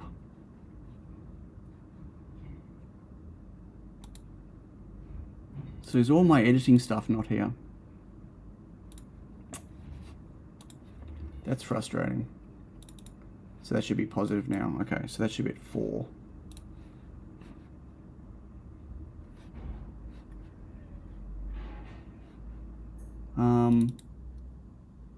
Negative 5.14.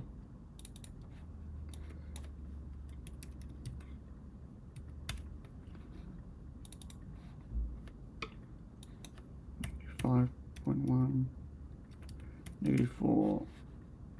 Big button. -5.1. 4. Guys, way to demo. Cian, Chad has disconnected. Okay. But reconnect. It does reconnect when it does that. I don't know why it disconnects. It's frustrating. So it's saying this center here is down 0.4. So that's negative 0.45.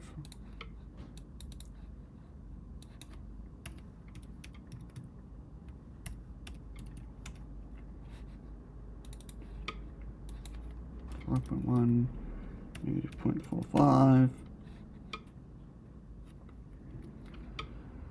Okay.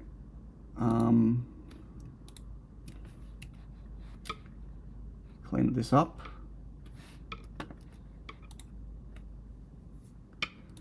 I don't want this outline.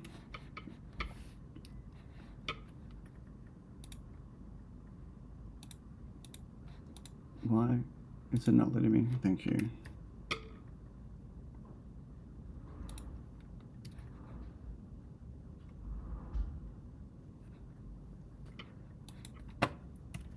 Negative 5.5, 5.5. Negative 5.5, negative 5, 5.5, negative 5.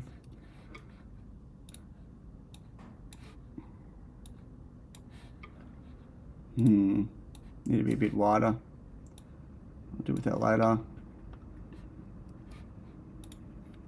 And this is just a 5-way button. Well, I should actually put the code number, shouldn't I? XBC.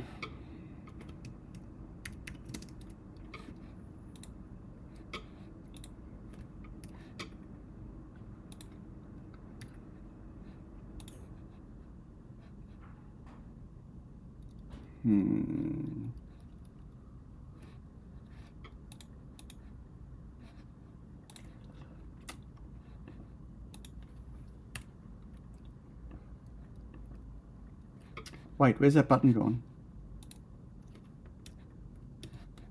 Where's my bottom button? Do anyone see where my... Well, I've got two of them here. When did I do that?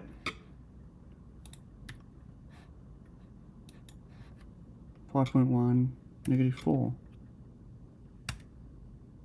When did that happen? Okay. Whoops, not paying attention. And the pin numbering is 1, 2, 3, 4, 5, 6. 1, 2, 3, 4, 5. I'm missing the dad jokes. What? Well, if you can remember when I2C first came out. Yeah, that's not a dad joke, is it? Okay, I'm just going to save this as... I want this first. Copy. File. Save as... Unexpected maker.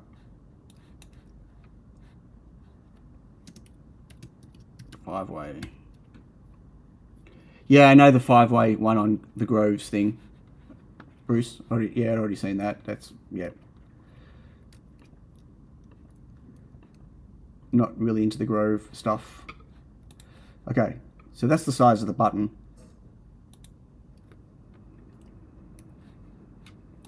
Okay, so what is this in here, the button? SW1.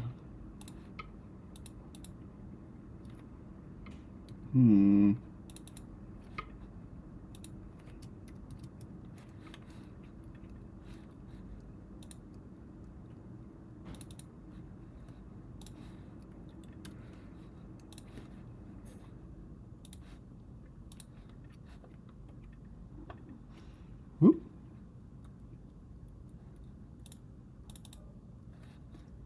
Okay. Now we update that, and that should give us the right. So button A, button B, button C, button common, D, and button center. Good. I wonder if I have...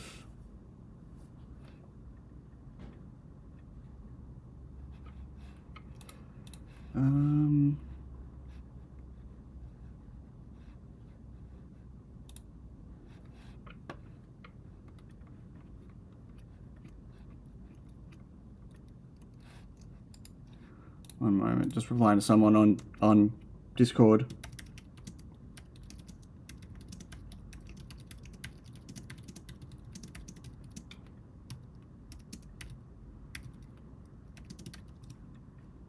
Oh my god, that didn't even type in there.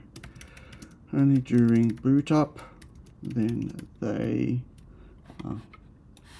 Someone asked on Discord, is it correct that the broken out TX and RX pins on the feathers tree are tied to UART 0? Only during boot up,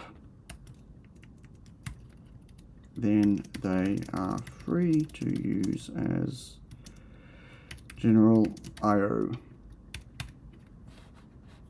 Sorry, I just wanted to reply on that. Always doing support. Hey, Mr. Agony, I'm looking to see if I already have a layout of open with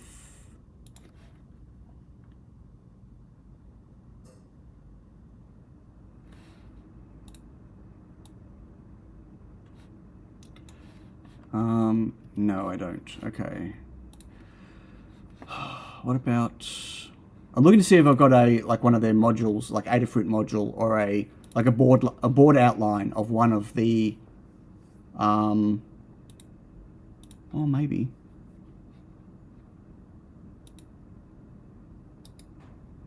Then I can just copy the outline over. Hey, Wagon Loads. Okay, I've got this Adafruit one.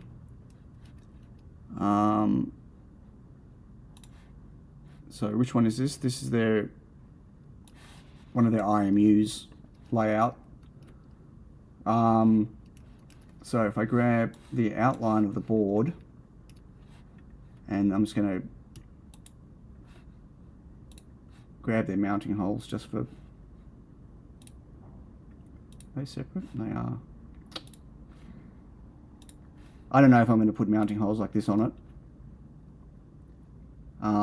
So I copy that, paste it in here.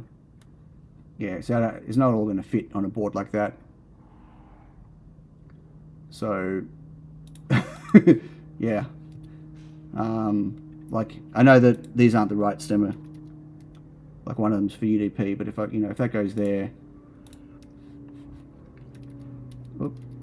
Oh my god. And that goes there. And this big ass butt in the middle. There's really not room for anything else much. Definitely not room for a dip switch. And hardly room for a microcontroller.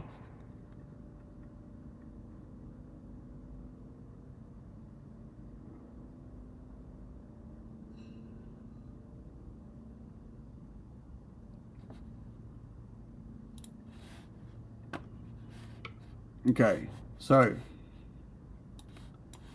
does anyone want to... No one's probably following along on this one, so I'm not sure if you can even read that. So they can reply. Oh, who's replying? Who is that? Sometimes Discord truncates the names. It does my head in.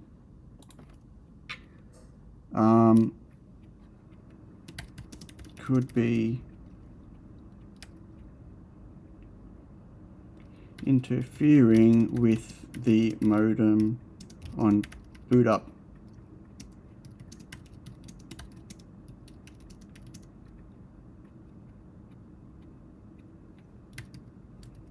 Will be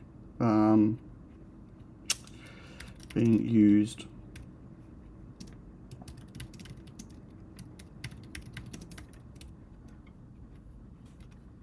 Yeah, oh, that was Johnny. Thanks, Johnny. With a modem. What's it? Oh no, I did write modem. No, modem.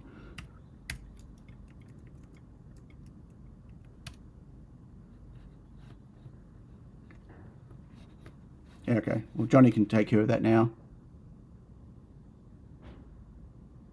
If I want to use UART to program the ESP32S3, do I need to put a gate between the UART and a gate?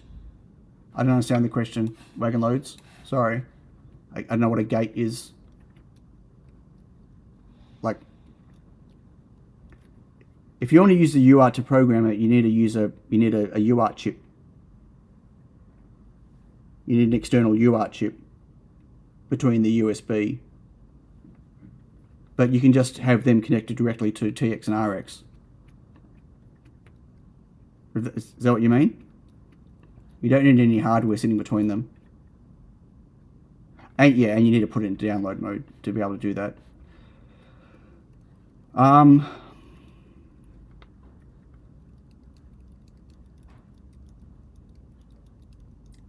So this is going to be bigger. But I can't get smaller dip switches.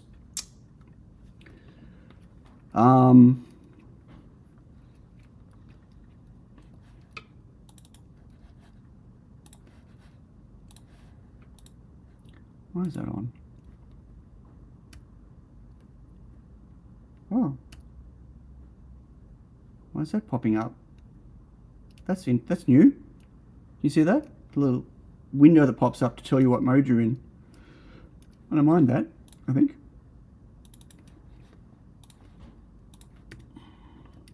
Hey, Yuzzy. I've not recovered. No, I haven't recovered. Or from my sleep last night, or the night before, or the night before. Hope everything's good. Wait, why are you 8:41? Where are you chatting from? Are you in your car? Hope drop off was good. I don't really want to put this up. I like the idea of it being mountable, maybe, but oh,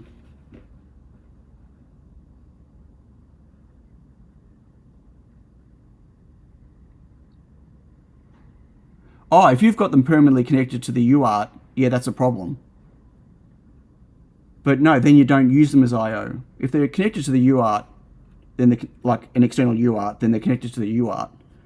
Like there's enough other I/O on the S3 that you don't want to stuff around with them. I wouldn't be putting them through a gate to try to disable them from the UART. That's just going to interfere with the UART.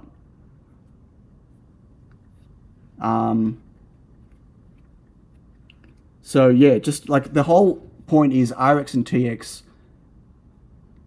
You don't have to use RX and TX. That's the thing, right? Like to flash it, you do, but just use other I/O. Hey, Deshipu.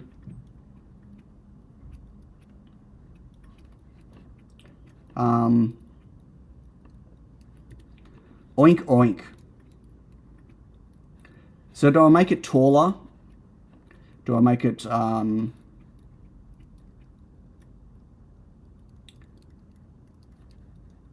sure. Okay, let me just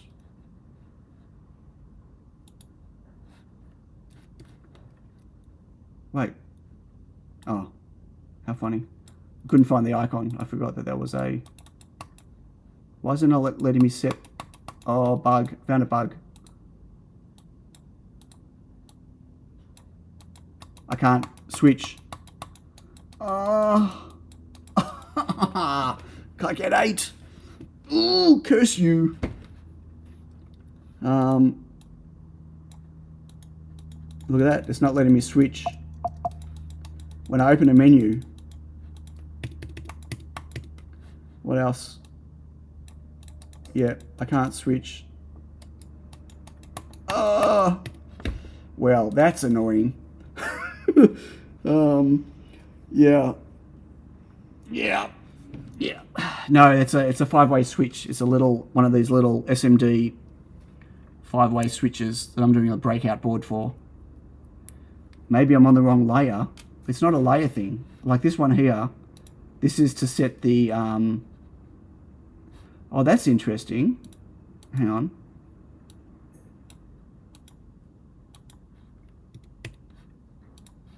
No, it's definitely not switching. That's okay. Let me...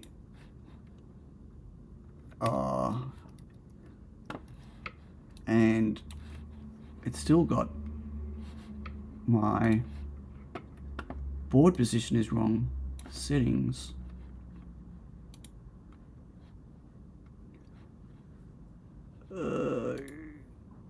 Origins. Where's my origin setting?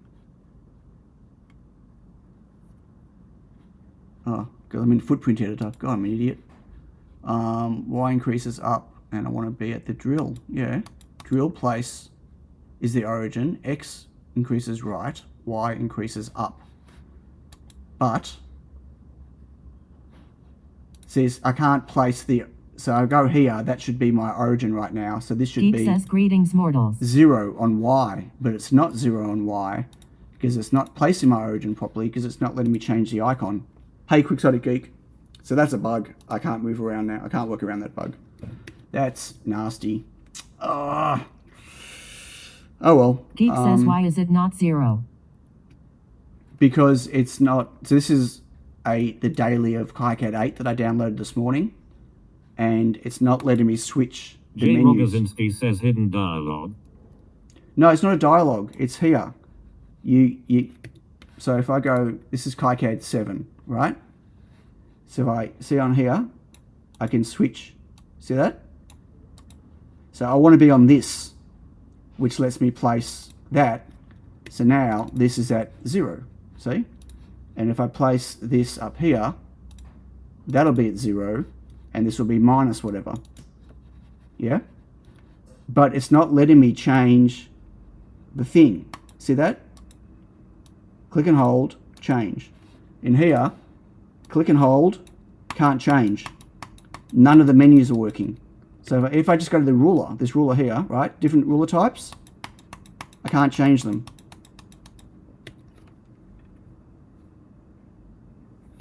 A dialog window that's preventing me. Let me restart KiCad. Dutch Taurus says part of KiCad 7 obscured by chat. Well, I don't think so, but I will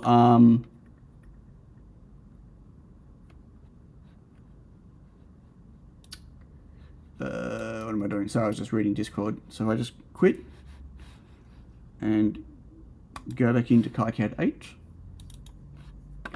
If it is, that's a bug, because these things, look at that. Okay, it's letting me switch now. But even if there was a dialog open,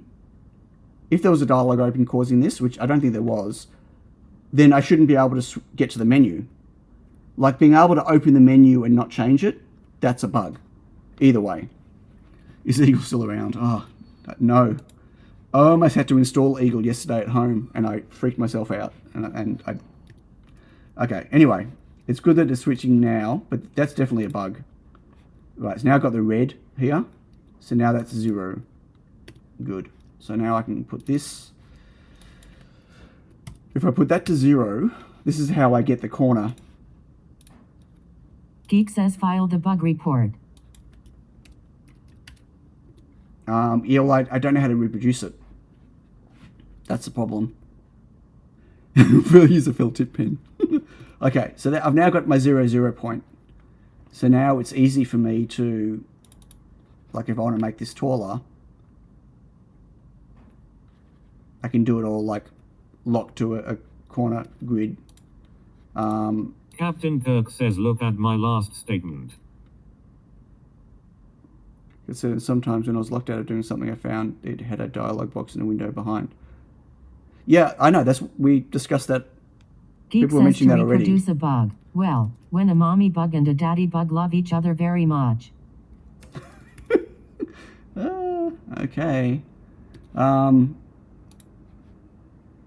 that's actually quite funny.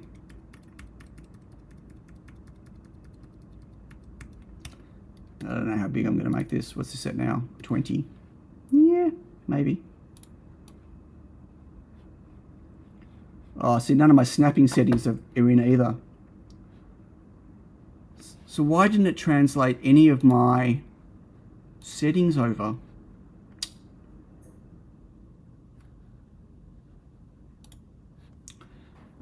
Oh, I have to go and find my settings.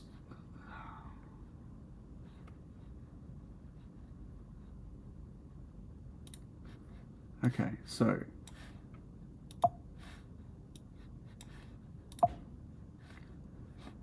oh, come on. Either way, if there's a dialog open, it shouldn't allow me to get to that state. Either way. So, all the settings are different. Okay, miscellaneous. Where's snapping?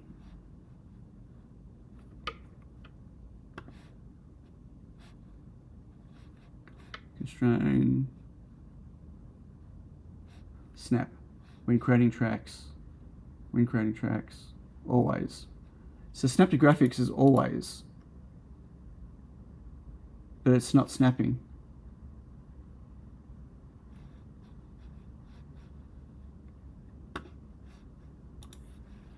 Oh, and crashed.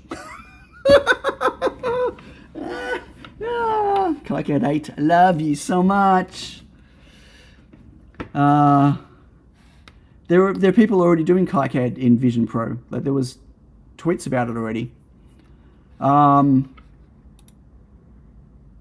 Interestingly, Geek says you are allowed to run a stable release? that's a 7, sure. Well, I just tried doing it in 8 today because I thought, why not? Like, if people don't use 8 and test it, then nothing's ever going to happen. Like, it won't ever get fixed. But Did I lose anything? What did I lose? Ooh. It won't even open. Do schematic. Yeah, it's not even letting me open PCB. It's like, it didn't crash KiCad, it crashed PCB. It should be buggy for everyone, I guess, but it depends. Like, you know, people use it different ways, and not everyone's on a Mac, and, you know, all those things.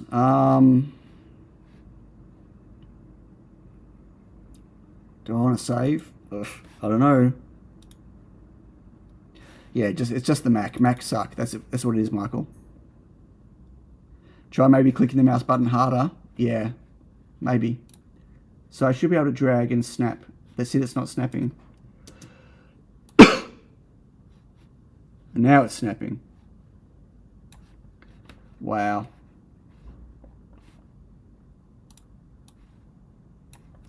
Okay. So, why is it's also gone full window. I mean, crazy.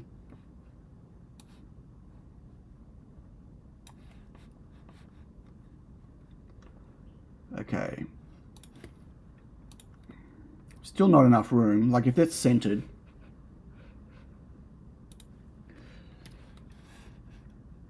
And all the windows popping everywhere. So if that's centered, I still don't have room for dip switches. And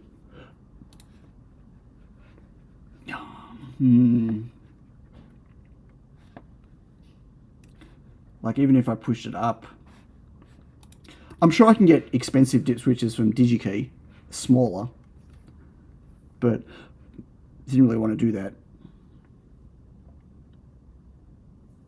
Michael's always on the naughty list. He's so much on the naughty list that it's just like become standard now, and he's not even naughty anymore. Okay. This is going to have to be a much bigger board. Oh, that's really annoying. Like, I still can't even get these in. Not without making it...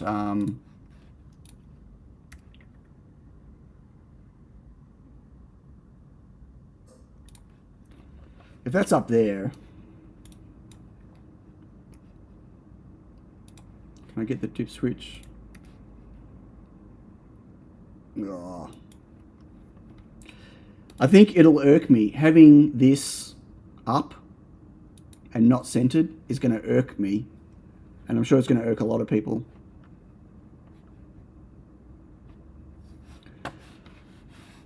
Let's... let me save that. Finally go to mod. What?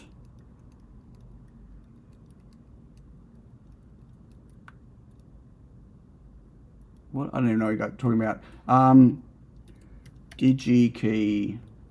Just for shits and giggles. SMD dip switch.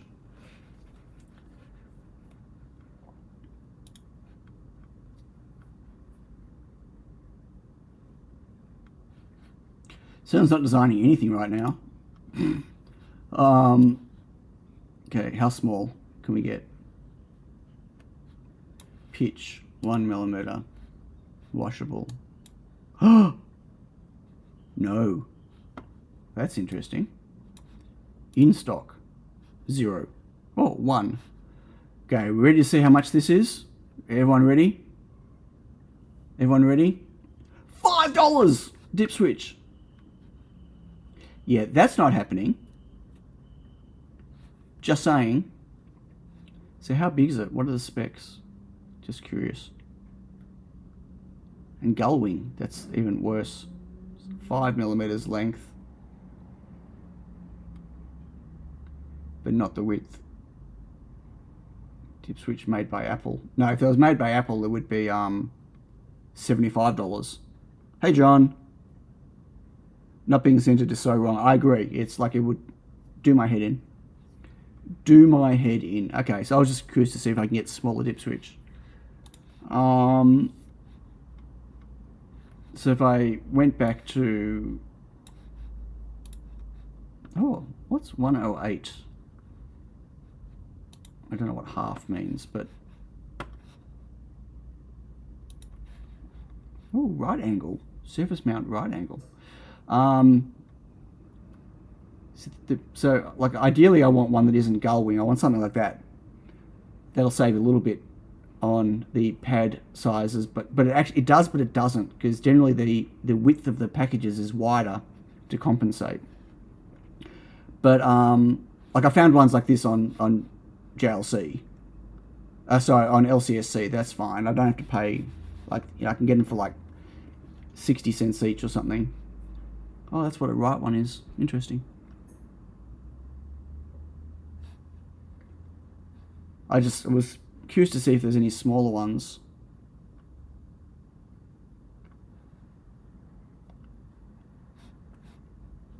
It's not showing sizes. Got a height above board and pitch, but not. So it looks like it's got a fairly small body on it. I mean, I'm not paying that type of money for one, but I'm curious just to see what the dimensions are.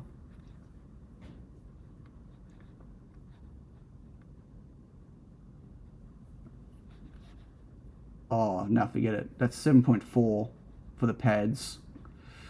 Yeah. 6.7 by 4.5. So that's standard size. 4.5 and 6.7 on the things, right? And this is here is 4.6, 4.5 by whatever. So it's still that size.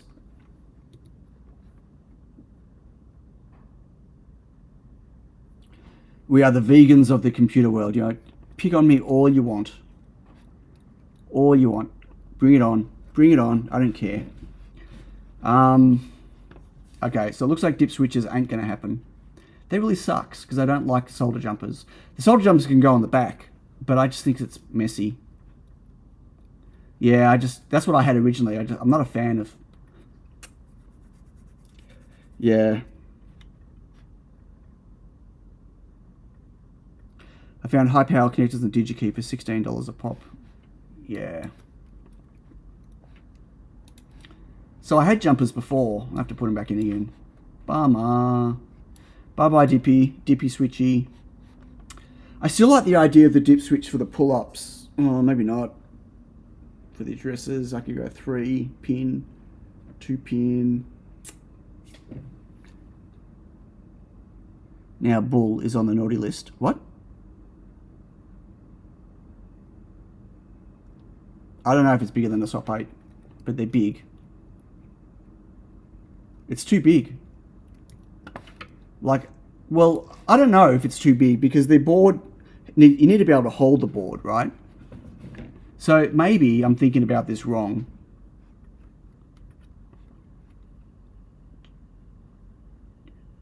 Jumpers as in pins? Jumper pins? I'm not doing jumper pins. No, hate jumper pins. Hey, Life and Cycling. Yeah, I always do Chevron anyway, but I just don't. Christos! Hello, I was thinking about you the other day. Couldn't find you online. How you doing? I think the board needs to be bigger anyway, because you need to be able to hold this thing. Hang on. I guess something I'm not thinking of here is it needs to be usable. So if I grab a module, hang on, I've got one here somewhere.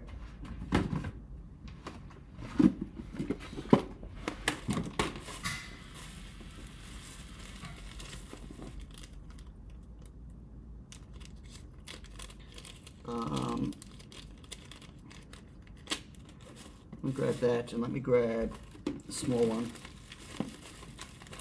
Must have a small one. Okay, right. So, have a look at this.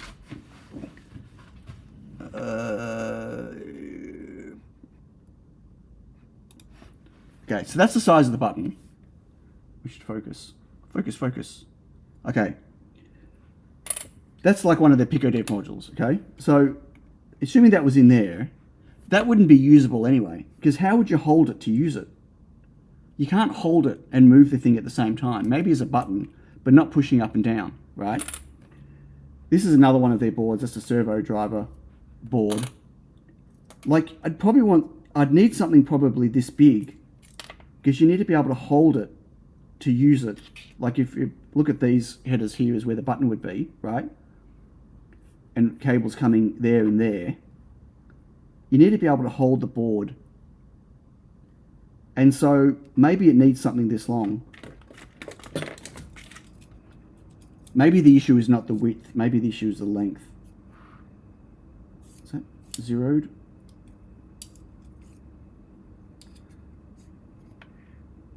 This is like 52 millimeters long. So if I made this 52 millimeters long,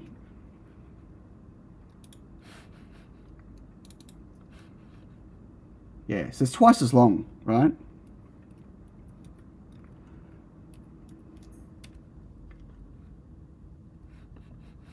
Wow, that looks too long. But if it was like this, oh, that's interesting.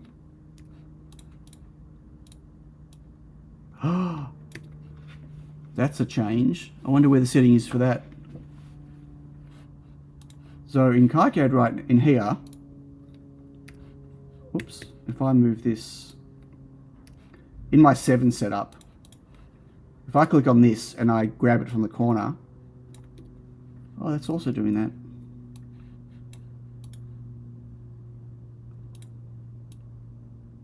Why is that resizing? I should be able to move it. Right, I know what it is. Okay, I know what it is. Don't worry. Right, I forgot. I gotta hit M on the corner now. But then I can't. Why is this not snapping? It's not snapping again. Why is it not snapping?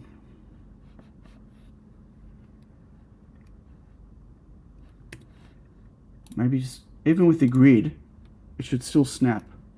Geek says snapping noise. See, no snapping.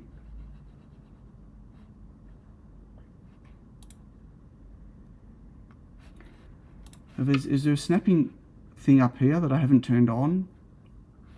Down here? Where's snapping?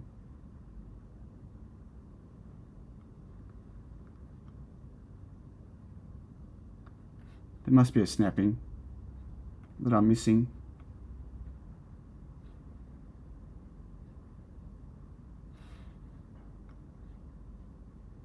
Captain Kirk says they both edge cuts. Weird. Sorry? Yeah, they're both edge cuts.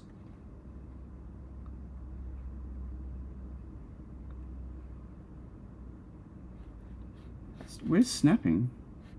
Tools. Edit.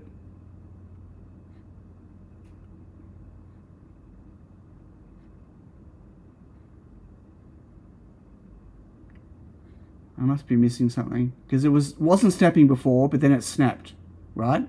But now it's not snapping again. So here, if I grab this in 7 and I move this, see that? See it snap? That's what I'm expecting to happen. It's not happening. Unless it's getting confused with the constrain. That won't work if constrain is on. No, not snapping.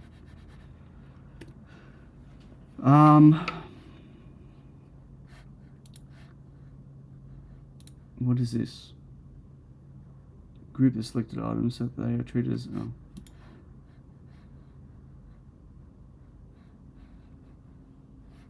Like there must be a snapping thing that I don't have on. I don't know what it is though.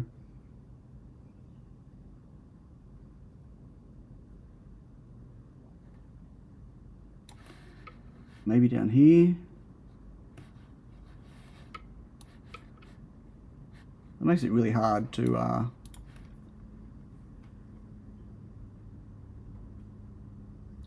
no, it's not a grid thing. it's supposed to snap to the same.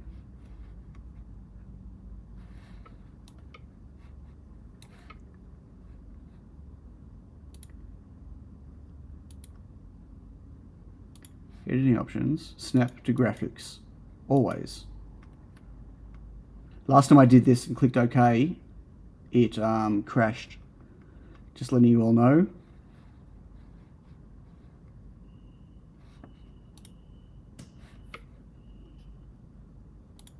Captain Kirk says click, release. Press M and move the mouse again without clicking. What?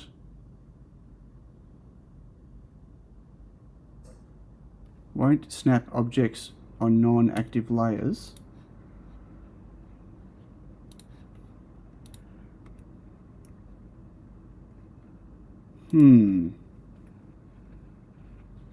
So I have to be on edge cuts for it to snap.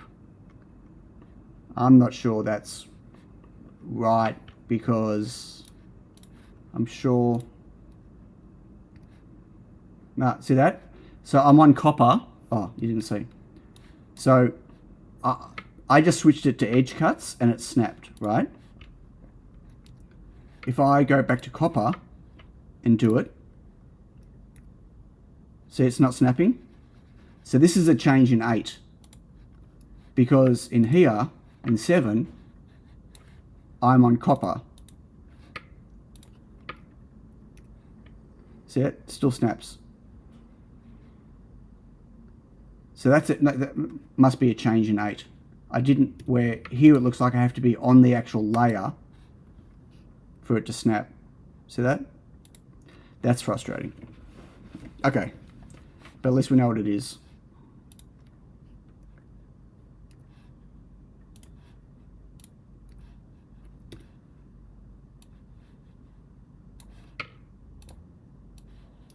That would be why it didn't work before. Wait, what happened here? Right, I must have resized it when I was dragging around.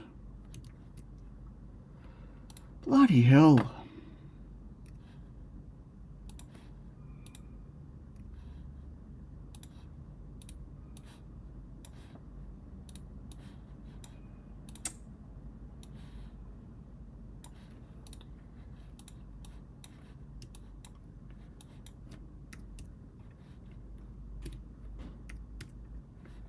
Okay, something like that. Something like that. The hotkey Shift S to cycle between snap to active layer and snap to all layers. Implementing the footprint editor. Right, but this is a change from 7. Anyway, so if that's in the middle, oh, this is quite big now. But now, I mean, we've got plenty of space now. So it doesn't have to be this big. But it needs to be holdable, right? So, okay. For me on 7, when I drag 2 elements on top of each other, I see a small circle when they're in a snap distance. Right. Oh, I mean on 8? That's on 7. Right, on 7 I get the same thing. It's 8 that has changed. This is KiCad 8. That was me doing the same thing in 7. Okay, so 50 is way too big. So I don't know how big we want, but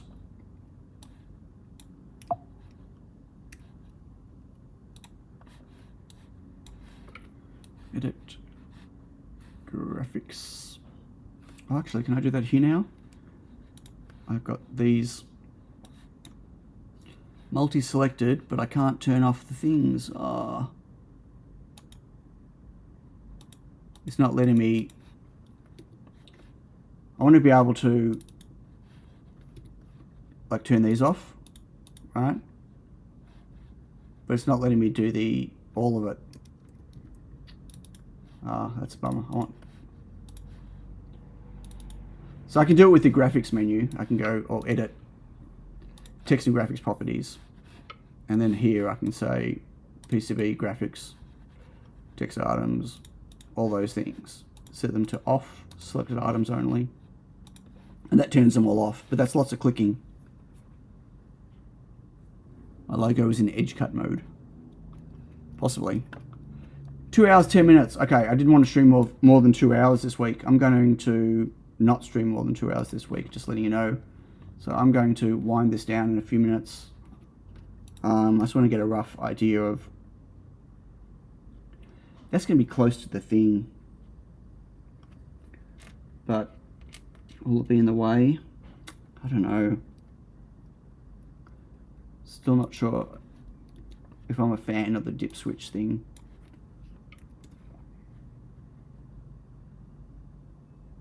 I'm a fan of the dip switch. I'm not sure I'm a fan of how big it is. Geek says good night, mortals. Good night, Quixotic Geek. Look after yourself. Be well.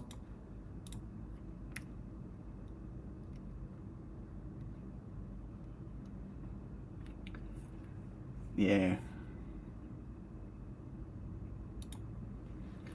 Have to be something like that, which...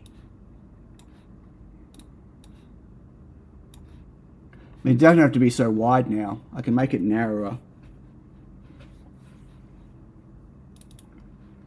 But that's like 4 centimeters, not that big. Is this going to be a joystick? Well, kind of. But right now it's a single button. It's a lot of stuff just for a 1 5-way nav. But the point is, it's designed to be an I2C device. And so, but having the board like this though means that I can also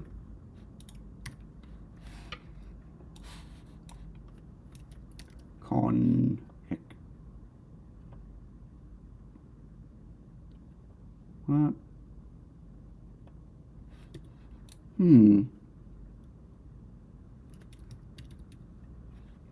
Pin header, that's what I wanted. 2.54 millimeter. How many do I want? I don't know how many I'm going to need. SCL, SDA, 3.3 volts, ground, so 4, and then, I don't know, possibly do an interrupt pin or something. Like I can put a header on it as well for those that want to use this not with the stemma QT connector. Right, I can break it all out here as well. So it can be a plug-in thing on a breadboard or something. And then I had the idea of doing 2 of them, but they'd need to be far enough apart that you could get both thumbs going. So it would have to be wider again.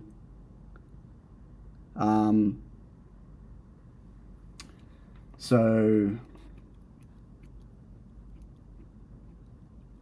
I was going to do it on the back edge. The wire won't be in the way. You mean on the back of the board? Yeah, but then I've got to build a double-sided board, and the double-sided board makes it much more expensive. Much more expensive to manufacture. Got to do it in 2 passes. Double stencils, double manufacturing, double reflow. Can't rework it once that's done. Like all sorts of stuff. So it's, yeah. Single-sided board is way preferable. No, top edge. You mean up and down?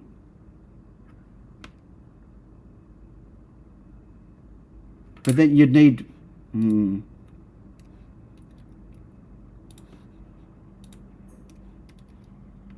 like there and there.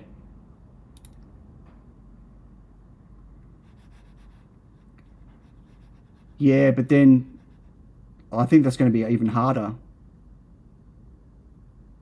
I don't think wires are going to be in the way if I do it on the sides, because the wires would be on the side. Like, if wrong thing. Hang on. If I'm holding it like this, right? Like, sure, the wires are coming out the side, but they're coming out like you're not holding it like this. You're not gripping like that. Like, I don't have any wires here. Like, I think having a wire come out here and here is going to be worse, personally, than on the side. Because it would just sit. Do I have anything here I can simulate with? Surely I've got a cable somewhere. Okay, here, I've got wires. Cables. Simulate. So like here, if there was a wire there and there,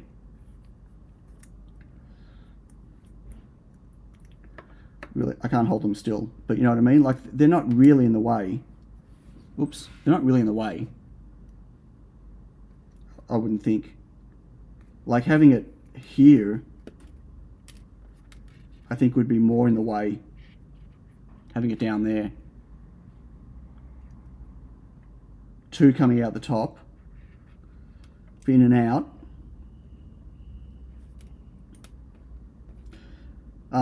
Sure, I guess.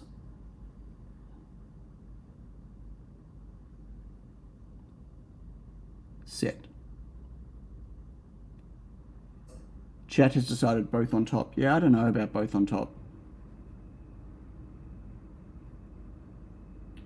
Well, I could do them. If that's the case, why don't we just do this? Whoops. Oops. I am going to stop in a moment, though. Just letting you know. But what's if we do this then?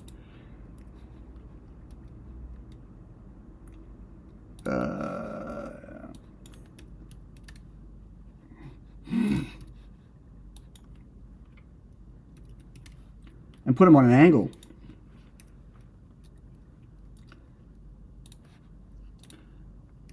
We should really get rid of the mounting holes. There you go, they can be on an angle. And they're not even going out the top.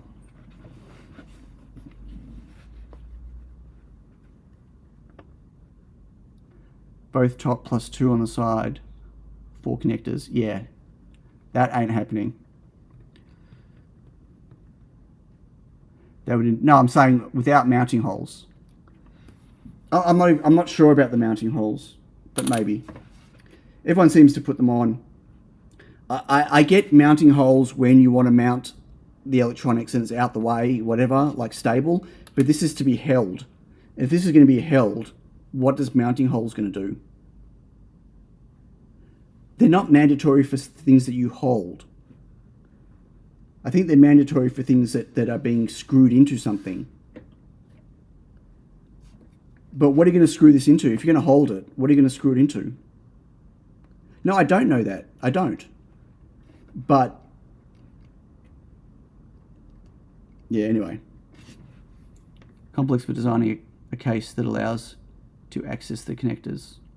Yeah, it is.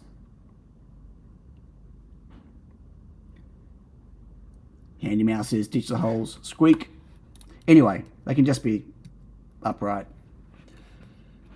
Right, so now this has got to be wider again to fit them if I'm going to put header on there as well.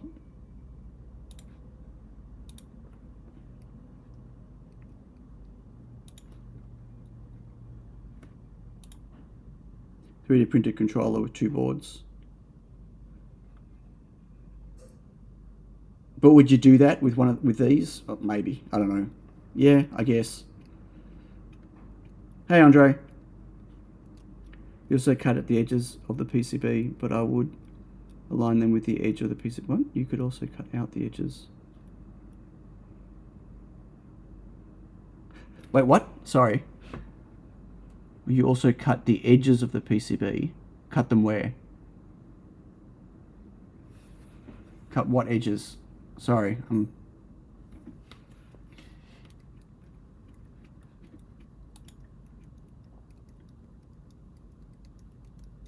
not sure what you mean, Rhoda. Sorry. You're talking about for the holes? You're talking about for the connectors? So that the cables go down? Yeah, okay, I know. I get that. Cut to top edges also at an angle.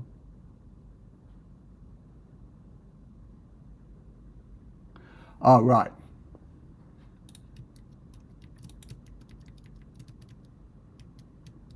Oh, it's not letting me re-angle them. But, right, I know. Okay, I see what you're saying.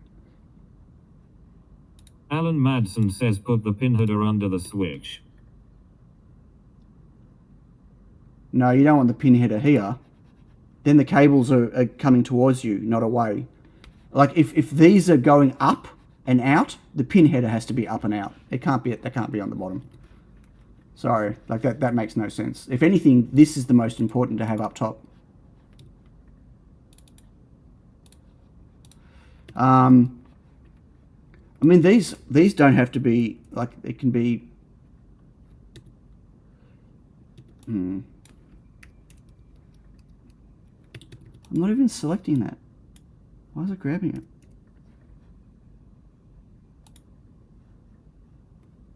Why is there two of them? What?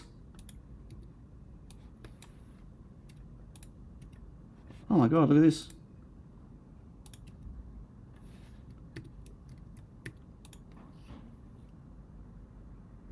Alan Madsen says you can mount the pin header under the PCB and bring the cable up. Either way, it's still at the bottom. You would do it underneath. You wouldn't have the pins sticking up. You'd have them sticking down to go in a breadboard or something. Or whatever. But it should be at the top, not the bottom.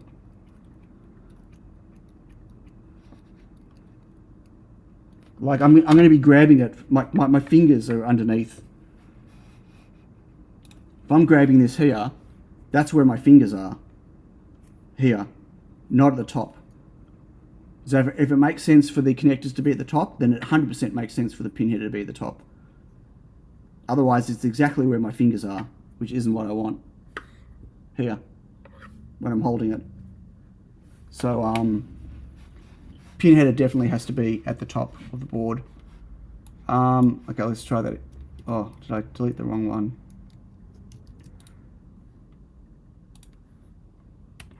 Right, so let's try this again. I don't know why they're a double. They've got double on their design. Oh, fuck. Oh. Look at that, it's selecting the, what do you call it? The edge. But I'm not touching the edge. Grab that. Grab that. Weird. So it could be like this, right? The mounting holes could Dutch be... Taurus says we can't see. Oh my god, you can't see. Sorry. It was grabbing the corners. Anyway, it could be like this, right? Like the mounting doesn't have to be to the corner. Like...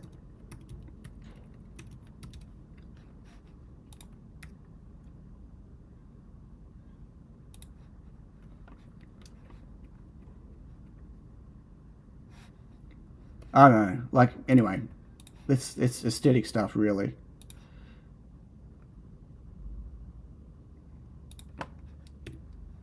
Like that, whatever. You know what I mean? If it was cut there, rounded a little bit. But I'm not sure that looks nice either.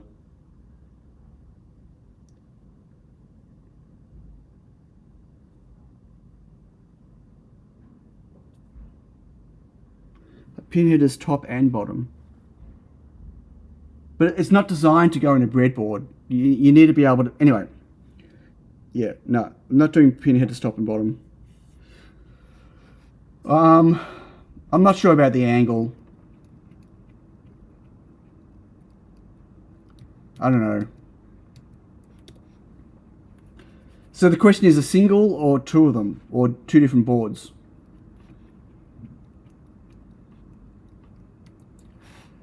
$2.24. It is, as I said, I'm not doing a 5-hour stream or even a 3-hour stream today. I'm doing a 2-hour stream, which I've overshot by 24 minutes. I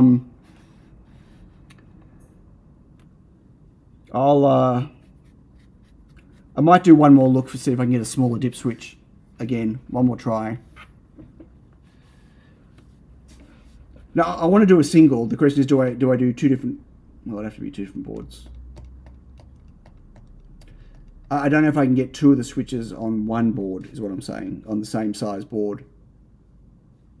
Two of them would make the board unique, sure. But for Alan Madsen says press thumbs up. Press thumbs up. For people that don't need to, I want to have a single one option. Like it would be the same, slightly different firmware, but the same components, just two switches. One extra or 2 extra resistor networks. I'll keep playing around with it. But I've got all of these to use. There aren't that many. I don't know how many are in here actually. I can't remember how many I ordered originally, but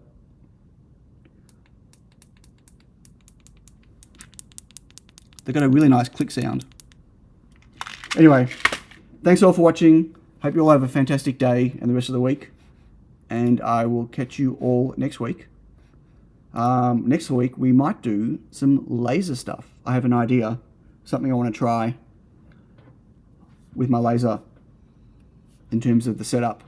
So stay tuned for that. Hopefully, maybe next week. Those micro joysticks, like the ones in some laptop keyboards. No, these are not multi-directional. Well, they're 5-way directional, but they're not. No, they're just. It's like 5 buttons: up, down, left, right, and a push in. They're not quite the same as a true joystick, which can go in any angle, like the little nipple on a ThinkPad. Ooh, I said nipple. Demonetized. Okay, bye. Bye, everyone. Demonetized. Bye. Nipples.